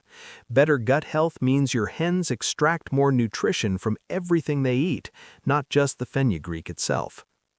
Soak fenugreek seeds for 6 to 8 hours. Rinse and drain twice daily. In 2 to 3 days, you'll have short white tails and a slightly sweet smell. That's perfect. Your hens will devour them. A 5-pound bag of dried fenugreek costs about $3 to $5 per pound. That same bag will yield close to 12 to 15 pounds of sprouts. That's one of the best cost-to-nutrition ratios you'll find anywhere. I was skeptical about this one at first, but the egg results spoke for themselves. Now wait until you see number 7. Item 7. Alfalfa seeds, the complete nutritional package. If you could only sprout one thing for your chickens for the rest of your life, a strong argument could be made for alfalfa. Alfalfa sprouts are loaded with vitamins A, B, C, D, E, and K. They contain calcium, iron, magnesium, and phosphorus, all essential minerals for strong eggshells and healthy laying cycles. And they're about 18 to 20% protein when sprouted. Alfalfa seeds are tiny, so a little goes a long way. 1 tablespoon of seeds produces a surprising volume of sprouts in 3 to 4 days. Use a jar with a mesh lid, rinse twice a day, and keep them out of direct sunlight. That's it. A 1-pound bag of alfalfa sprouting seeds costs around $8 to $12, but that 1 pound will last you months because you use so little at a time. Dollar for dollar, it's one of the cheapest ways to deliver a broad spectrum of nutrition to your flock. Here's my favorite way to feed alfalfa sprouts. Mix them with 1 or 2 of the other sprouts on this list. A blend of alfalfa, lentils, and mung beans creates a superfood mix that covers nearly every nutritional gap in standard layer feed. Your hens won't just eat better, they'll lay better. Let me tell you exactly how I went from skeptic to full convert on this. About 2 years ago, my flock of 14 hens hit a wall. I was getting maybe 5 to 6 eggs a day from birds that should have been producing 10 or 11. I'd tried everything: oyster shell supplements, different feed brands, extra light in the coop during winter. Nothing moved the needle. My feed bill was sitting around $65 a month and climbing. I was frustrated. I even started questioning whether some of my hens were just done laying who needed to be culled. Then I stumbled onto an old homesteading forum where a guy in his 70s was talking about how his grandmother sprouted barley and beans for her chickens every single morning. He said she never bought commercial feed a day in her life and her hens laid year-round. I thought, there's no way it's that simple. But I had a bag of dried lentils in the pantry, so I figured I'd try it. Soaked a cup overnight, rinsed them for 3 days, fed the sprouts to my hens on day 4. They went insane for it. I mean, fighting over every last sprout like it was the first food they'd seen in weeks. Within 10 days, I noticed the first change: yolk color, deeper, richer orange. By the end of week 3, I was collecting 8 to 9 eggs a day from those same 14 hens. That's a jump of nearly 50%. I started rotating mung beans, lentils, and peas, added fenugreek a month later. My feed bill dropped to around $40 a month because the sprouts were replacing about a third of their commercial feed intake. That was 2 years ago. I haven't stopped sprouting since, not one single day. And I'll be honest, I felt a little angry at first. Angry that something this cheap, this easy, and this effective had been sitting right in front of me the whole time. Angry that no feed company ever mentioned it. But then I realized, of course they didn't. They can't sell you something you grow in a jar on your kitchen counter. Now, before you rush to your pantry and start soaking everything in sight, let me save you from the mistakes I made and the ones I see people make all the time. Mistake number 1, not rinsing enough. This is the number 1 reason people fail at sprouting. If you don't rinse your sprouts at least twice a day, mold will take over, And moldy sprouts aren't just useless, they're dangerous. Mold produces mycotoxins that can destroy a hen's liver and shut down egg production completely. Rinse morning and evening every single day, no exceptions. If you see any fuzzy white or green patches that smell sour, throw the whole batch out. Don't risk it. Mistake number 2, feeding too much too fast. Sprouts are powerful nutrition, but they're also a sudden dietary change. If you dump a huge pile of sprouts into your coop on day 1, you're going to get runny droppings and possibly upset crops. Start small, a tablespoon per hen for the first week, then gradually increase over 2 to 3 weeks until sprouts make up about 20 to 30% of their total diet. Your hen's digestive systems need time to adjust. Mistake number 3, using old or treated seeds. Not all dried beans and seeds are created equal. Some store-bought beans have been treated with preservatives or irradiated to extend shelf life. Those seeds won't sprout, or they'll sprout poorly. Always buy organic or sprouting grade seeds when possible. Check the date on the bag. Old seeds have low germination rates. If less than 70% of your seeds are sprouting after 48 hours, your batch is too old. Switch suppliers. Mistake number 4, sprouting in direct sunlight. A lot of beginners put their sprouting jars on a windowsill thinking the seeds need light. They don't, not at the sprout stage. Direct sunlight heats the jar, creates excess moisture, and accelerates bacterial growth. Keep your sprouts in a well-ventilated area with indirect light or even in a shaded corner of your kitchen. Save the sunlight for when you're growing full fodder trays. For 3-day sprouts, shade is your friend. Now, zoom out with me for a second and picture what this looks like 6 months from now. You've got a simple rotation system running on your kitchen counter. 3 or 4 jars staggered by a day each. Every morning you drain a fresh batch of living, enzyme-rich sprouts and toss them to your flock. Your feed bill has dropped by 25 to 35%. Your egg count is up. Your yolks are so orange that your neighbors think you're adding food coloring. Your hen's feathers are glossier, their energy is higher, and you haven't called a vet in months. You're not dependent on whatever the feed store decides to stock or charge this month. You're growing a key part of your flock's diet yourself, from dry beans that store for years on a shelf. That's real self-sufficiency, not the kind people talk about online, the kind you actually live every single morning. Now I want to hear from you. Drop a comment below and tell me which sprout from this list you're going to try first. I read every single comment and I'll answer your questions personally. If you got value from this video, smash that subscribe button and hit the bell so you never miss a new one. Every week I'm sharing practical, proven methods to help you build a more self-sufficient homestead without breaking the bank. And speaking of that, in the next video I'm going to show you how to ferment your chicken feed in just 48 hours to unlock even more nutrition and slash your costs even further. You won't want to miss that one. Remember, you don't need expensive supplements or fancy equipment to feed your flock right. You just need a jar, some water, and a bag of beans. Everything your hens need is already within your reach. Start sprouting, start saving, and start collecting more eggs. Stop wasting your money on expensive commercial layer pallets. Those heavy bags aren't just draining your wallet, they are keeping your flock dependent on a broken industrial system. The truth? The secret to massive egg production is already growing in your backyard or sitting right in your kitchen. Today, I'm going to show you 7 completely natural, practically free foods that will supercharge your hens and flood your nesting boxes with rich, beautiful eggs. By the end of this video, you will know exactly how to maximize production without relying on the commercial feed industry ever again. Let's be honest for a minute.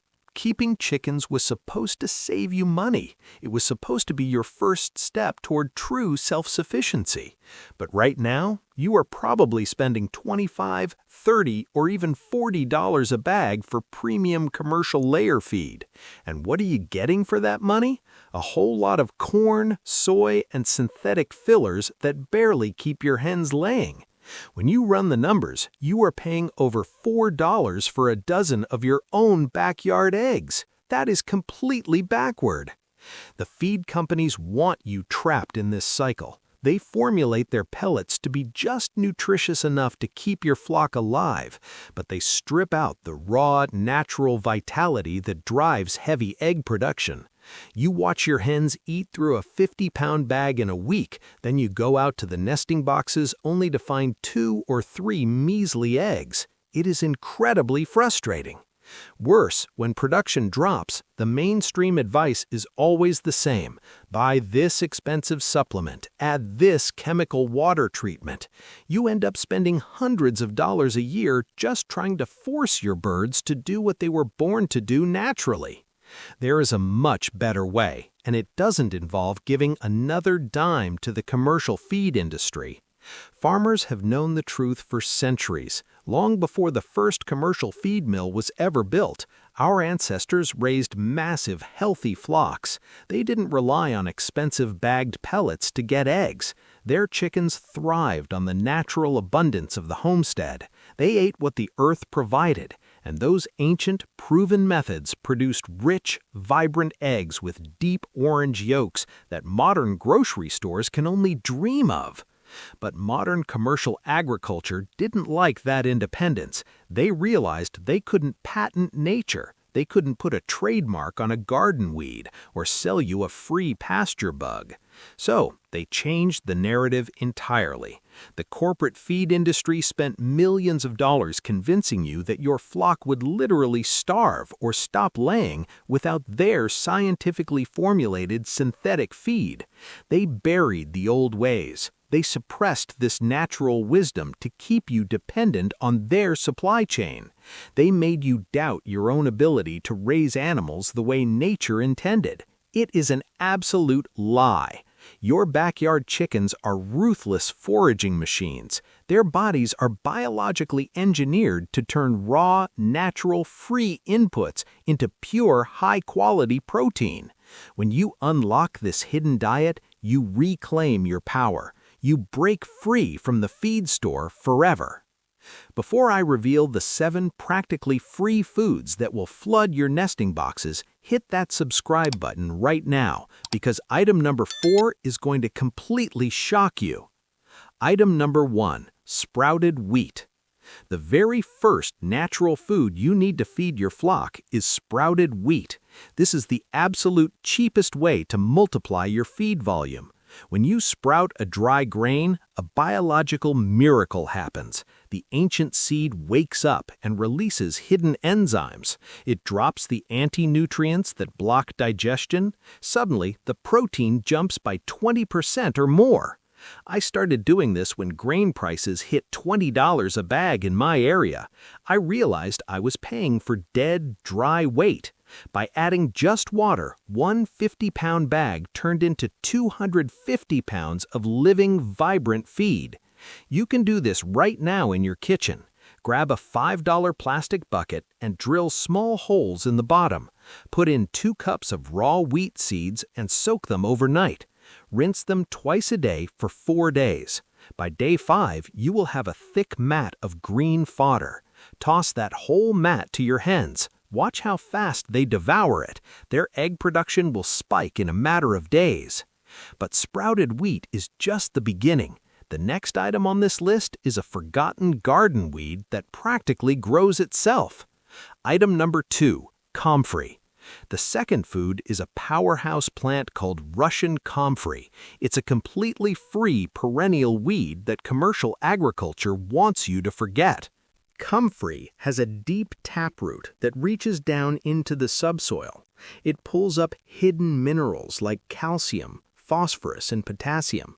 These are the exact minerals your hens need to build strong, thick eggshells.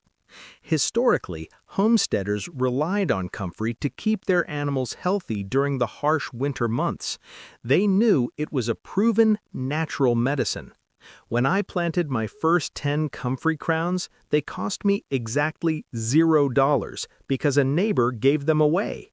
Now they yield over 100 pounds of free, high-protein chicken feed every single summer. Here is your practical step-by-step. Plant comfrey cuttings along the fence line of your chicken run. Let the leaves grow out. Chop them down with a sickle every 3 weeks and throw them directly into the run.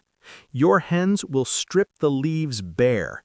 You will notice richer, darker orange yolks almost immediately. Comfrey is an incredible green, but chickens are actually natural predators. Subscribe now because what is coming next will change how you think about bugs. Number 3 is the ultimate free protein source, black soldier fly larvae. This is the secret to getting massive, consistent egg production without spending a dime on synthetic protein supplements. Chickens are not vegetarians. They are little velociraptors. In the wild, they get their protein from hunting insects. Black soldier fly larvae are over 40% pure protein and packed with raw calcium. The commercial feed industry processes soy to give your chickens protein, but soy is unnatural and causes digestive inflammation. When I switched from soy-based crumbles to natural grubs, my flock's laying rate jumped by a full 30% in just 2 weeks. I saved over $50 a month on feed costs alone. You can cultivate these free bugs in your backyard right now. Take a standard plastic tote, drill a few holes near the top, throw in your kitchen scraps, old vegetables, and coffee grounds. The flies will naturally find the bin and lay thousands of eggs. Within weeks, you will have a squirming mass of high-calcium grubs. Feed a handful to your hens every morning. Bugs are a massive cheat code, but the next one on this list is a fermented trick that costs pennies. Item 4 is a traditional homesteader method called fermented scratch grains.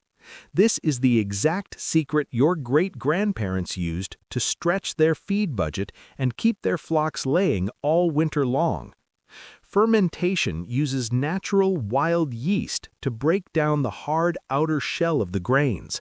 It acts like a pre-digestion process. This unlocks hidden vitamins like B12 and creates a massive boost of natural probiotics. A dry chicken eats twice as much to get the same nutrition.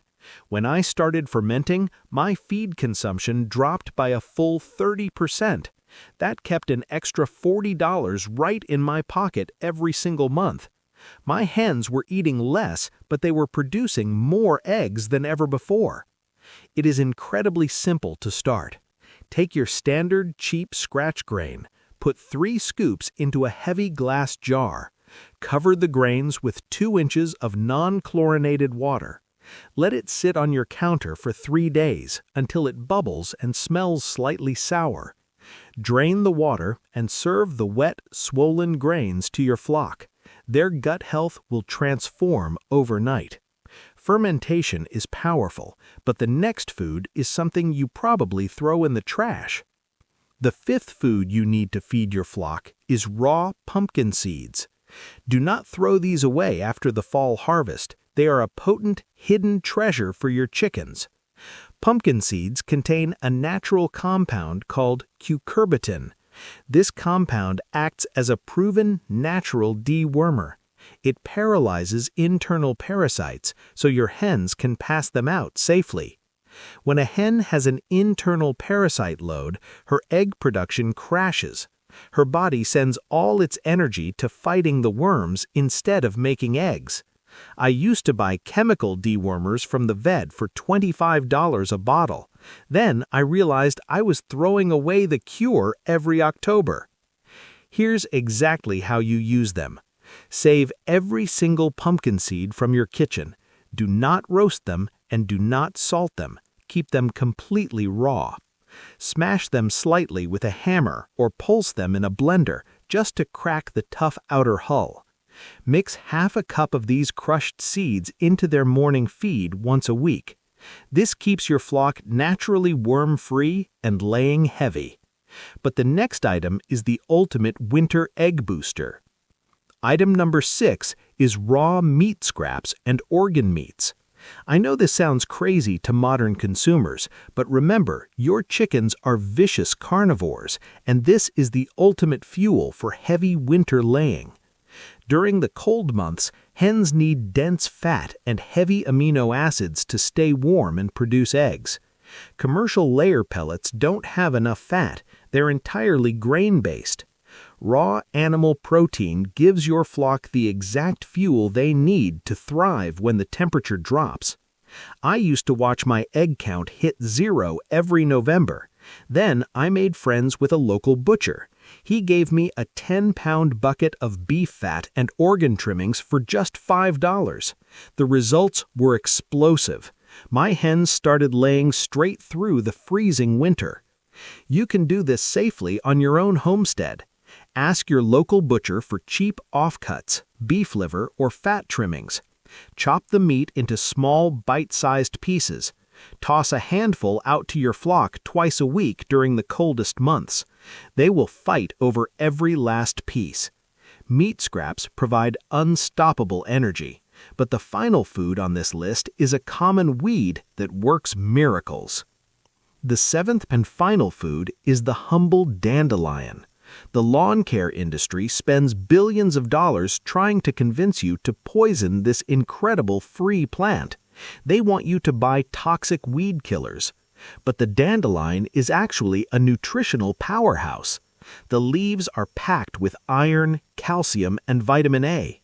The roots are a proven liver tonic that helps your hens process toxins and stay incredibly healthy. Every spring, I watch my neighbors spray chemicals on their lawns.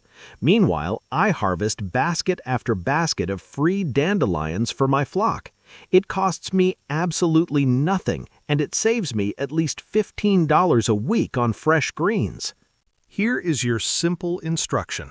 Stop mowing and spraying your dandelions. Let them grow wild in your yard. Pull them up from the root. Tie the whole plant in bunches and hang them inside the chicken run. Your hens will jump up and peck the leaves, the yellow flowers, and the roots. It gives them exercise, relieves boredom, and floods their bodies with natural vitamins. Dandelions are the perfect free food, but to really master self-sufficiency, you need to hear about my biggest mistake. I have to be completely honest with you. I wasn't always doing this. 3 years ago, I hit a breaking point. Commercial feed prices skyrocketed to $40 a bag. I had a flock of 30 hens eating me out of house and home. The worst part? I was barely collecting 10 eggs a day. I was ready to sell the flock. Then an old-timer told me to stop buying expensive layer pellets. He told me to ferment cheap grains and feed them weeds. I was incredibly skeptical. I thought it sounded like a massive waste of time. I believed the lie that my hens needed synthetic protein to survive. But out of pure desperation, I ran a 30-day test. I stopped buying the premium pellets, I started fermenting my grain and tossing them comfree every morning. The results completely blew my mind. In just 14 days, my egg count doubled. By week 3, I was collecting 26 eggs a day from 30 hens. The yolks turned a rich, dark orange. Best of all, I saved exactly $120 in feed costs that very first month. I became a total convert. I realized the commercial feed industry had been robbing me blind. But making this switch isn't always smooth sailing. You have to do it right. When you transition your flock to these proven, natural foods, you have to be careful. The commercial feed industry wants you to fail, so you go running back to their overpriced bags. Avoid these 4 expensive mistakes. Mistake number 1 is feeding rotten kitchen scraps. You might think chickens are garbage disposals. They are not. If you feed them moldy bread or slimy vegetables, they will develop a fungal infection called sauerkraut. That will cost you a $50 vet bill and stop egg production completely. Only feed them scraps you would be willing to eat yourself. Mistake number 2 is making the switch overnight. When you dump a massive pile of sprouted wheat or fermented grains into their feeder out of nowhere, you shock their digestive system. Their egg production will crash for 3 solid weeks. You must blend the new natural foods into their current diet slowly over 10 days. Mistake number 3 is ignoring toxic plants. Just because it grows in the ground does not mean it is safe. Never feed your flock raw, dried beans or green potato skins. They contain hidden, natural toxins that can wipe out an entire flock in just 24 hours. Mistake number 4 is overfeeding. Even free, natural foods can become a problem if you dump 10 pounds of them at once. Balance is the secret. Give them exactly what they can clean up in 20 minutes. Avoid these errors and your homestead is ready for the ultimate payoff. Imagine walking out to your backyard every single morning and knowing you are completely free from the feed store. You are no longer held hostage by rising commercial prices. Your flock is thriving on the natural abundance of your own land. By feeding these 7 hidden natural foods, you are building true self-sufficiency. You will easily cut your feed bill by $50 to $100 every single month. That is over $1,200 a year, staying right in your pocket. But it is not just about the money. Your hens will live longer, healthier lives. They will have bright red combs and vibrant, glossy feathers. You will never have to buy another expensive chemical supplement again. And the eggs? You will collect baskets full of heavy, nutrient-dense eggs with thick shells and deep orange yolks. You are giving your family the highest quality, proven protein possible. This is what real homesteading looks like. You are taking back control and raising animals exactly the way nature intended. Which of these 7 natural foods are you going to try first with your flock? Or do you already have a secret free feed that you use? Let me know down in the comments below. If you want to break free from the feed store and raise animals the way nature intended, make sure you hit that subscribe button and ring the notification bell right now. You are going to need it because next week I'm revealing the shocking truth about apple cider vinegar and why 90% of backyard chicken keepers are using it completely wrong. You do not want to miss that one. Remember, you do not need a commercial feed mill to raise a healthy, productive flock. You already have everything you need right in your own backyard. Stop throwing away the best chicken medicine you already own. That ash sitting cold in your fireplace right now, those charcoal chunks left over from your last cookout, you've been tossing them out for years, and every single time you did, you threw away something your chickens desperately needed. Charcoal and ash aren't garbage. They're a free, proven system for healthier birds, stronger eggs, cleaner coops, and higher production, and it costs you absolutely nothing. By the end of this video, you'll know exactly how to use both of these materials the right way. You'll know what they do inside your chickens' bodies, why they destroy parasites on contact, and how one simple change to your coop routine can produce results you'll see within 2 weeks. Ancient farmers knew this, your great-grandparents knew this, and somehow, in the age of $40 supplements and chemical coop sprays, we all forgot it. Not anymore. Here's the truth most backyard chicken keepers don't want to admit. You're spending money every single month trying to solve problems that keep coming back. Mites return. Ammonia smell builds up 3 days after you clean. Soft-shelled eggs keep appearing in the nest boxes. Hens that should be laying 5 eggs a week are giving you 3. And what does the feed store sell you? Permethrin sprays at $18 a bottle, probiotic supplements at $25 a bag, coop deodorizers that smell like chemicals and last 2 weeks, calcium additives that cost $12 and run out fast. A small flock of 10 hens can easily cost you $300 to $500 a year just in these add-on products, products that treat symptoms, not causes. And here's what makes it worse. Most of these problems, the parasites, the ammonia, the weak shells, the digestive issues, they're all connected. They all trace back to the same root. your birds are missing basic natural inputs their bodies were designed to use every single day. Free-range chickens in traditional farming systems never had mite outbreaks like we see today. They didn't have chronic soft shell problems. They didn't live in coops that reeked of ammonia after a rainy week. Why? Because they had access to ash. They had access to charcoal. They self-medicated. They dust-bathed in the right materials. Their keepers understood what these simple residues actually did. Modern agriculture replaced all of that with products you have to buy on a monthly subscription, and the moment you stop buying, the problems come back. That cycle ends today.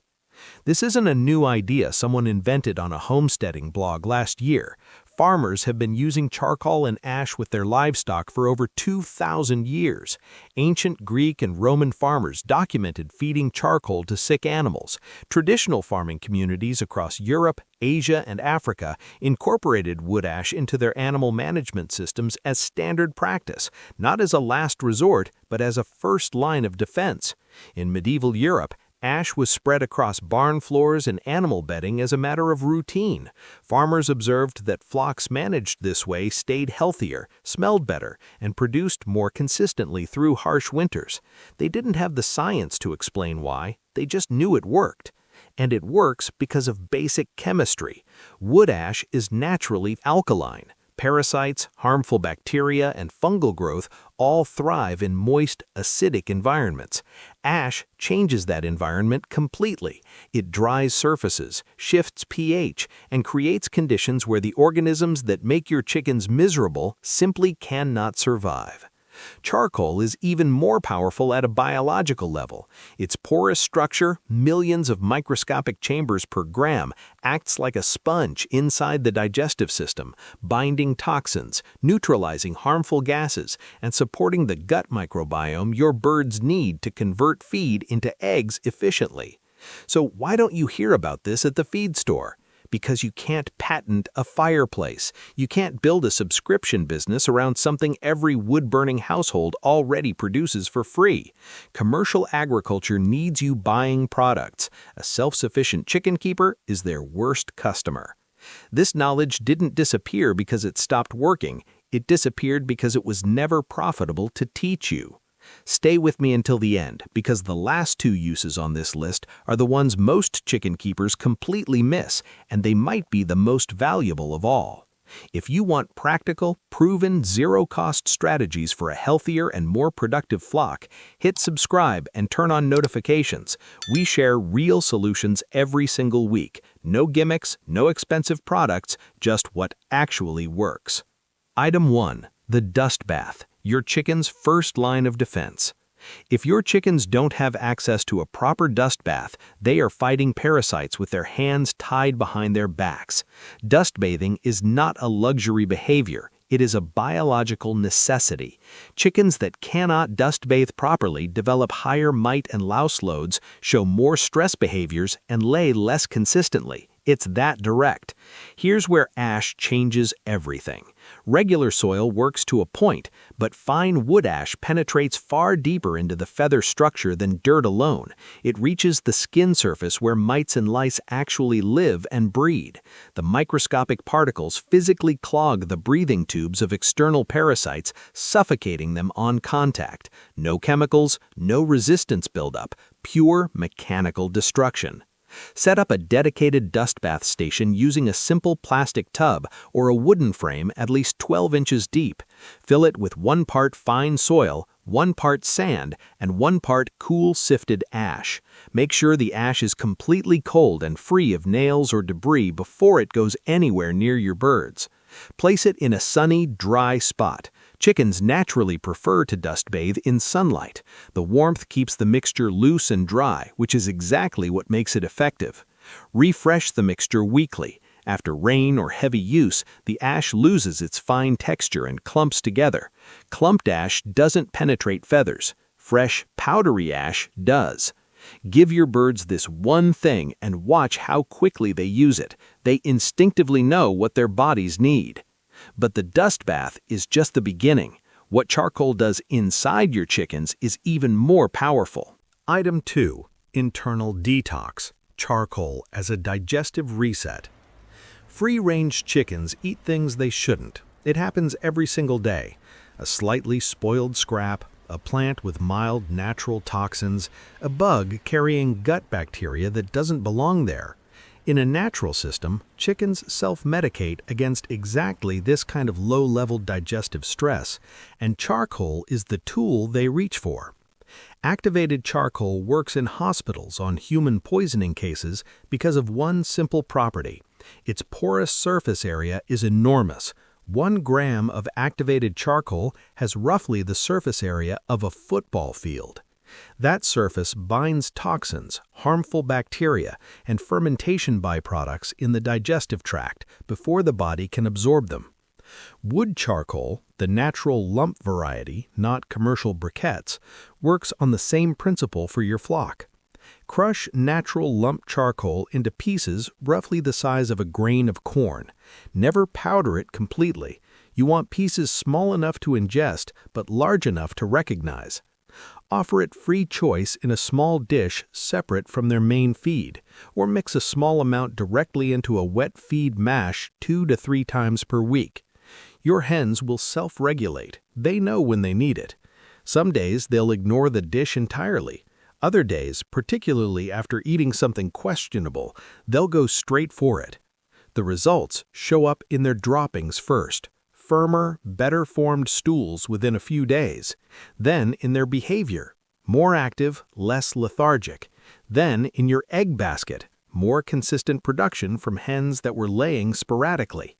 And if digestive health is this powerful, wait until you see what charcoal does for the air your chickens breathe every night. Item 4. Stronger shells, the free calcium source you're ignoring. Soft-shelled eggs. Thin shells that crack the moment you pick them up, eggs that break in the nest box before you even collect them. This is a calcium problem, and wood ash is a legitimate free calcium source that most keepers walk right past every single day. Hardwood ash, oak, maple, fruit woods contain significant calcium carbonate, the exact same compound that makes up eggshells. It also contains potassium, phosphorus, and a range of trace minerals that support overall laying health. Offer fine-sifted ash free choice in a small dish alongside their regular feed.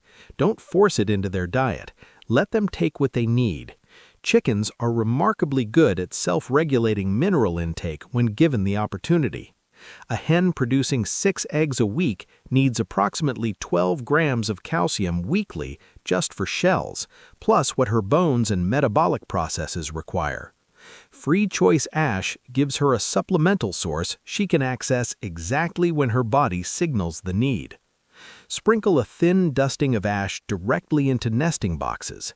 Hens will naturally peck at it while they settle in to lay. This passive supplementation works alongside free choice access to consistently strengthen shell quality over time. Important note: only use ash from clean, natural wood. Never use ash from treated lumber, plywood, painted wood, or any chemically treated material.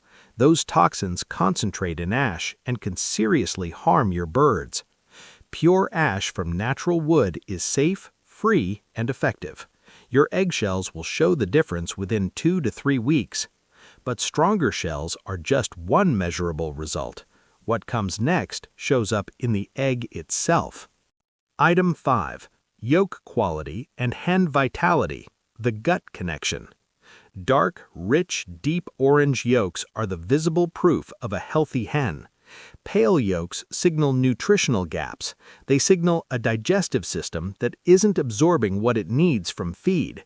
And that absorption problem loops directly back to gut health, the same gut health that charcoal actively supports. When a hen's digestive system is running cleanly, free of toxin buildup, harmful bacteria kept in check, gut microbiome balanced, her body extracts more usable nutrition from every gram of feed she consumes. That means more carotenoids reaching the yolk, more protein available for egg white production, more energy available for consistent laying. Charcoal's detoxifying effect creates these conditions. It's not adding nutrition directly, it's removing the interference that prevents existing nutrition from doing its job. The practical result is measurable. Within 2 to 3 weeks of regular charcoal access, many keepers report noticeably darker yolks and more consistent daily production from hens that were previously laying erratically. Beyond yolks, watch your hen's overall vitality. Feather condition improves, activity levels rise. Hens that were spending afternoons hunched and still start foraging actively again. These are clear signs. All signs of a digestive system performing at its actual capacity instead of fighting constant low-level stress. Continue offering small amounts of crushed charcoal 2 to 3 times per week. Consistency matters more than quantity here. A little, regularly, keeps the system running clean. And speaking of keeping things clean, the next item tackles one of the biggest time and money drains on the entire backyard chicken operation. Item 6. Coop hygiene, extending bedding life and cutting cleaning time. Deep litter management works beautifully when the bedding stays dry and biologically balanced. It fails completely when moisture wins. Ash and charcoal together are the most effective, lowest-cost tools you have for keeping bedding dry and biologically stable between full cleanouts. Here's the system. Start your fresh bedding layer with a base of 10% crushed charcoal mixed into shavings or straw. Then, every 3 to 4 days, scatter a light layer of fine ash across the surface, just enough to lightly dust the top. You're not burying the bedding in ash, you're maintaining surface dryness and pH balance. This 2-layer approach does 3 things simultaneously. The charcoal in the base absorbs ammonia gases and excess moisture from below. The ash on the surface absorbs surface moisture and creates an inhospitable environment for harmful bacteria and fly larvae. And the alkaline pH from the ash inhibits the organisms that break down bedding too quickly and generate odor. The practical outcome is real and measurable. Bedding that would normally require a full cleanout every 3 weeks can stretch comfortably to 5 or 6 weeks without ammonia buildup or unhealthy bacterial levels. That's less labor, less replacement bedding cost, and less disruption to your hens. A bag of wood shavings that costs $8 and lasts 3 weeks now costs the same $8 and lasts nearly twice as long. Multiply that across a full year and you're looking at a meaningful reduction in one of your regular ongoing expenses using materials that cost you nothing. The last item on this list is one almost nobody talks about, and it might be the most immediately useful of everything we've covered today. Item 7. Natural wound care, emergency first aid from your fireplace. Chickens peck, they scratch. They get caught on wire or caught in a squabble, and suddenly you have a bleeding bird and a flock that's about to make the problem dramatically worse. Blood draws pecking. A small wound that isn't handled immediately can escalate into a serious injury within minutes. Fine, cool, sifted wood ash applied directly to a small wound acts as a natural styptic powder. It helps blood clot faster, dries the wound surface, and creates a protective coating that reduces the wound's visual contrast against feathers, making it far less likely to attract continued pecking from the rest of the flock. Charcoal powder applied over or alongside the ash adds mild antibacterial properties that help protect against infection in that critical first window after injury. This is not a replacement for veterinary care on serious wounds, but for minor scrapes, small cuts, and surface injuries, the kind that happen regularly in any active flock, this combination works as reliable, immediate first aid while you assess the severity. Keep a small jar of finely sifted ash and a separate jar of powdered charcoal in your coop supply kit specifically for this purpose. Label them clearly. In a moment when you need them, you want to reach for the right thing immediately. Knowing you have a zero-cost, always available first aid option is one more layer of self-sufficiency that costs nothing to maintain. I'll be honest with you, When I first heard about using ash and charcoal in the coop, I thought it sounded like the kind of advice you get from someone who hasn't actually kept chickens. I was dealing with a persistent mite problem. 3 months of fighting it. I'd tried the permethrin spray twice. I'd done a full coop cleanout, treated every surface, replaced all the bedding. 2 weeks later, the mites were back. My hens were miserable. Pale combs, patchy feathers around the vent area, dropping from 5 eggs a day down to 2. I was frustrated, and I was spending money I didn't want to spend on products that clearly weren't solving the root problem. A neighbor, older guy, been keeping chickens for 40 years, walked over one afternoon while I was venting about it. He listened for a minute, then just pointed at the ash pile next to my fire pit and said, "Have you given him that?" I hadn't. I thought he was joking. He wasn't. I set up a dust bath station that same afternoon, large plastic storage tub filled with a mix of soil, sand, and a generous amount of cool sifted ash from the fire pit. I also scattered crushed charcoal from my last cookout across the coop bedding and put a small dish of it near the feeder. The first thing that happened was immediate and almost funny. Within 10 minutes of setting out the dust bath, 3 hens were in it simultaneously, rolling and fluffing like they'd been waiting for it their whole lives. They knew. I didn't have to introduce it or encourage them. They just knew. Within 2 weeks, the mite problem was visibly reduced. Within a month, it was gone completely. But that wasn't even the part that converted me. The part that converted me was the eggs. Firmer shells, darker yolks, and production climbed back from 2 eggs a day to 4, then consistently 5. From hens that hadn't changed, on the same feed, in the same coop. The only variable was the ash and charcoal. That neighbor has never bought a mite treatment in 40 years of keeping chickens. I've bought my last one too. Now that you know what to do, let's talk about what will go wrong if you're not careful.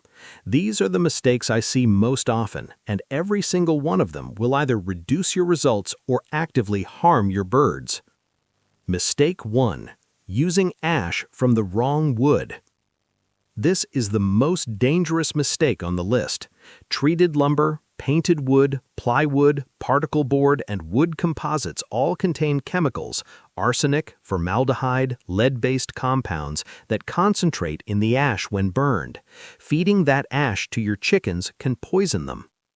There are no obvious symptoms at first, which makes it worse. Only ever use ash from clean, natural, untreated hardwood, oak, maple, fruitwoods, and similar hardwoods. Produce the cleanest, mineral-richest ash. If you're not certain what burned, don't use the ash. That's the rule. Mistake 2. Using briquette charcoal instead of natural lump charcoal. Commercial charcoal briquettes contain binders, accelerants, and chemical additives that make them burn consistently for grilling. Those same additives make them completely inappropriate for your chickens. Natural lump charcoal is pure carbonized wood. That's what you want. Check the bag before you buy. It should say 100% natural hardwood lump charcoal with no additives listed. Mistake 3. Letting the dust bath get wet and leaving it. Wet ash clumps into a paste that does nothing useful. It won't penetrate feathers, it won't suffocate parasites, and it can actually harbor bacteria in a wet, compacted state. Check your dust bath after any rain. If it's clumped, remove it completely. Let the container dry out and refill with fresh material. A neglected dust bath is worse than no dust bath at all. Mistake 4. Overloading the diet with charcoal. Charcoal binds toxins, but in very large quantities it can also bind beneficial nutrients and medications. Offer it free choice in small amounts. A tablespoon-sized portion 2 to 3 times per week is plenty. If a hen is on any kind of medicated treatment, remove charcoal access during that period so it doesn't interfere with absorption. This isn't about fixing one problem one time. When you build ash and charcoal into your regular coop routine, you're creating a system that compounds over time. Healthier gut function means better feed conversion.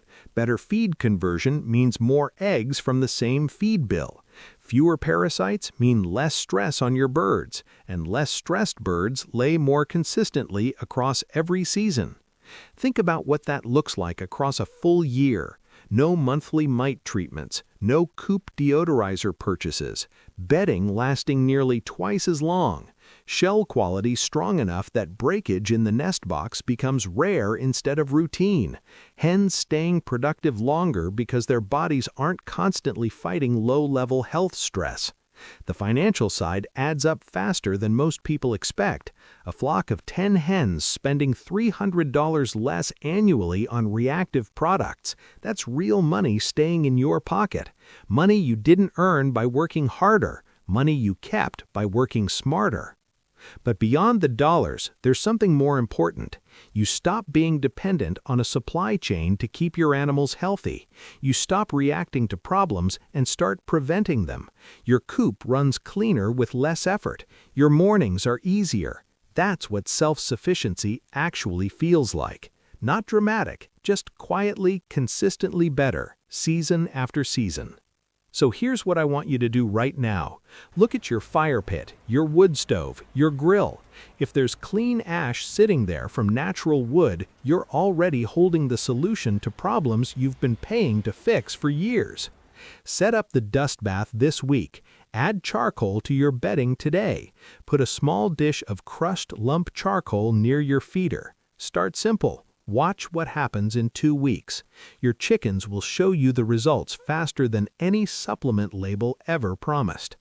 Now I want to hear from you. Drop a comment below and tell me, have you ever used ash or charcoal with your flock? What results did you see? Or if this is brand new to you, tell me which benefit surprised you most. If this video saved you money or gave you one idea worth trying, hit that like button and subscribe. We put out practical, zero-cost farming solutions every single week. And next week, we're covering 5 free plants you can grow right now that will cut your feed bill in half permanently. You won't want to miss it. Your best farming tools have always been the free ones. You just needed someone to remind you.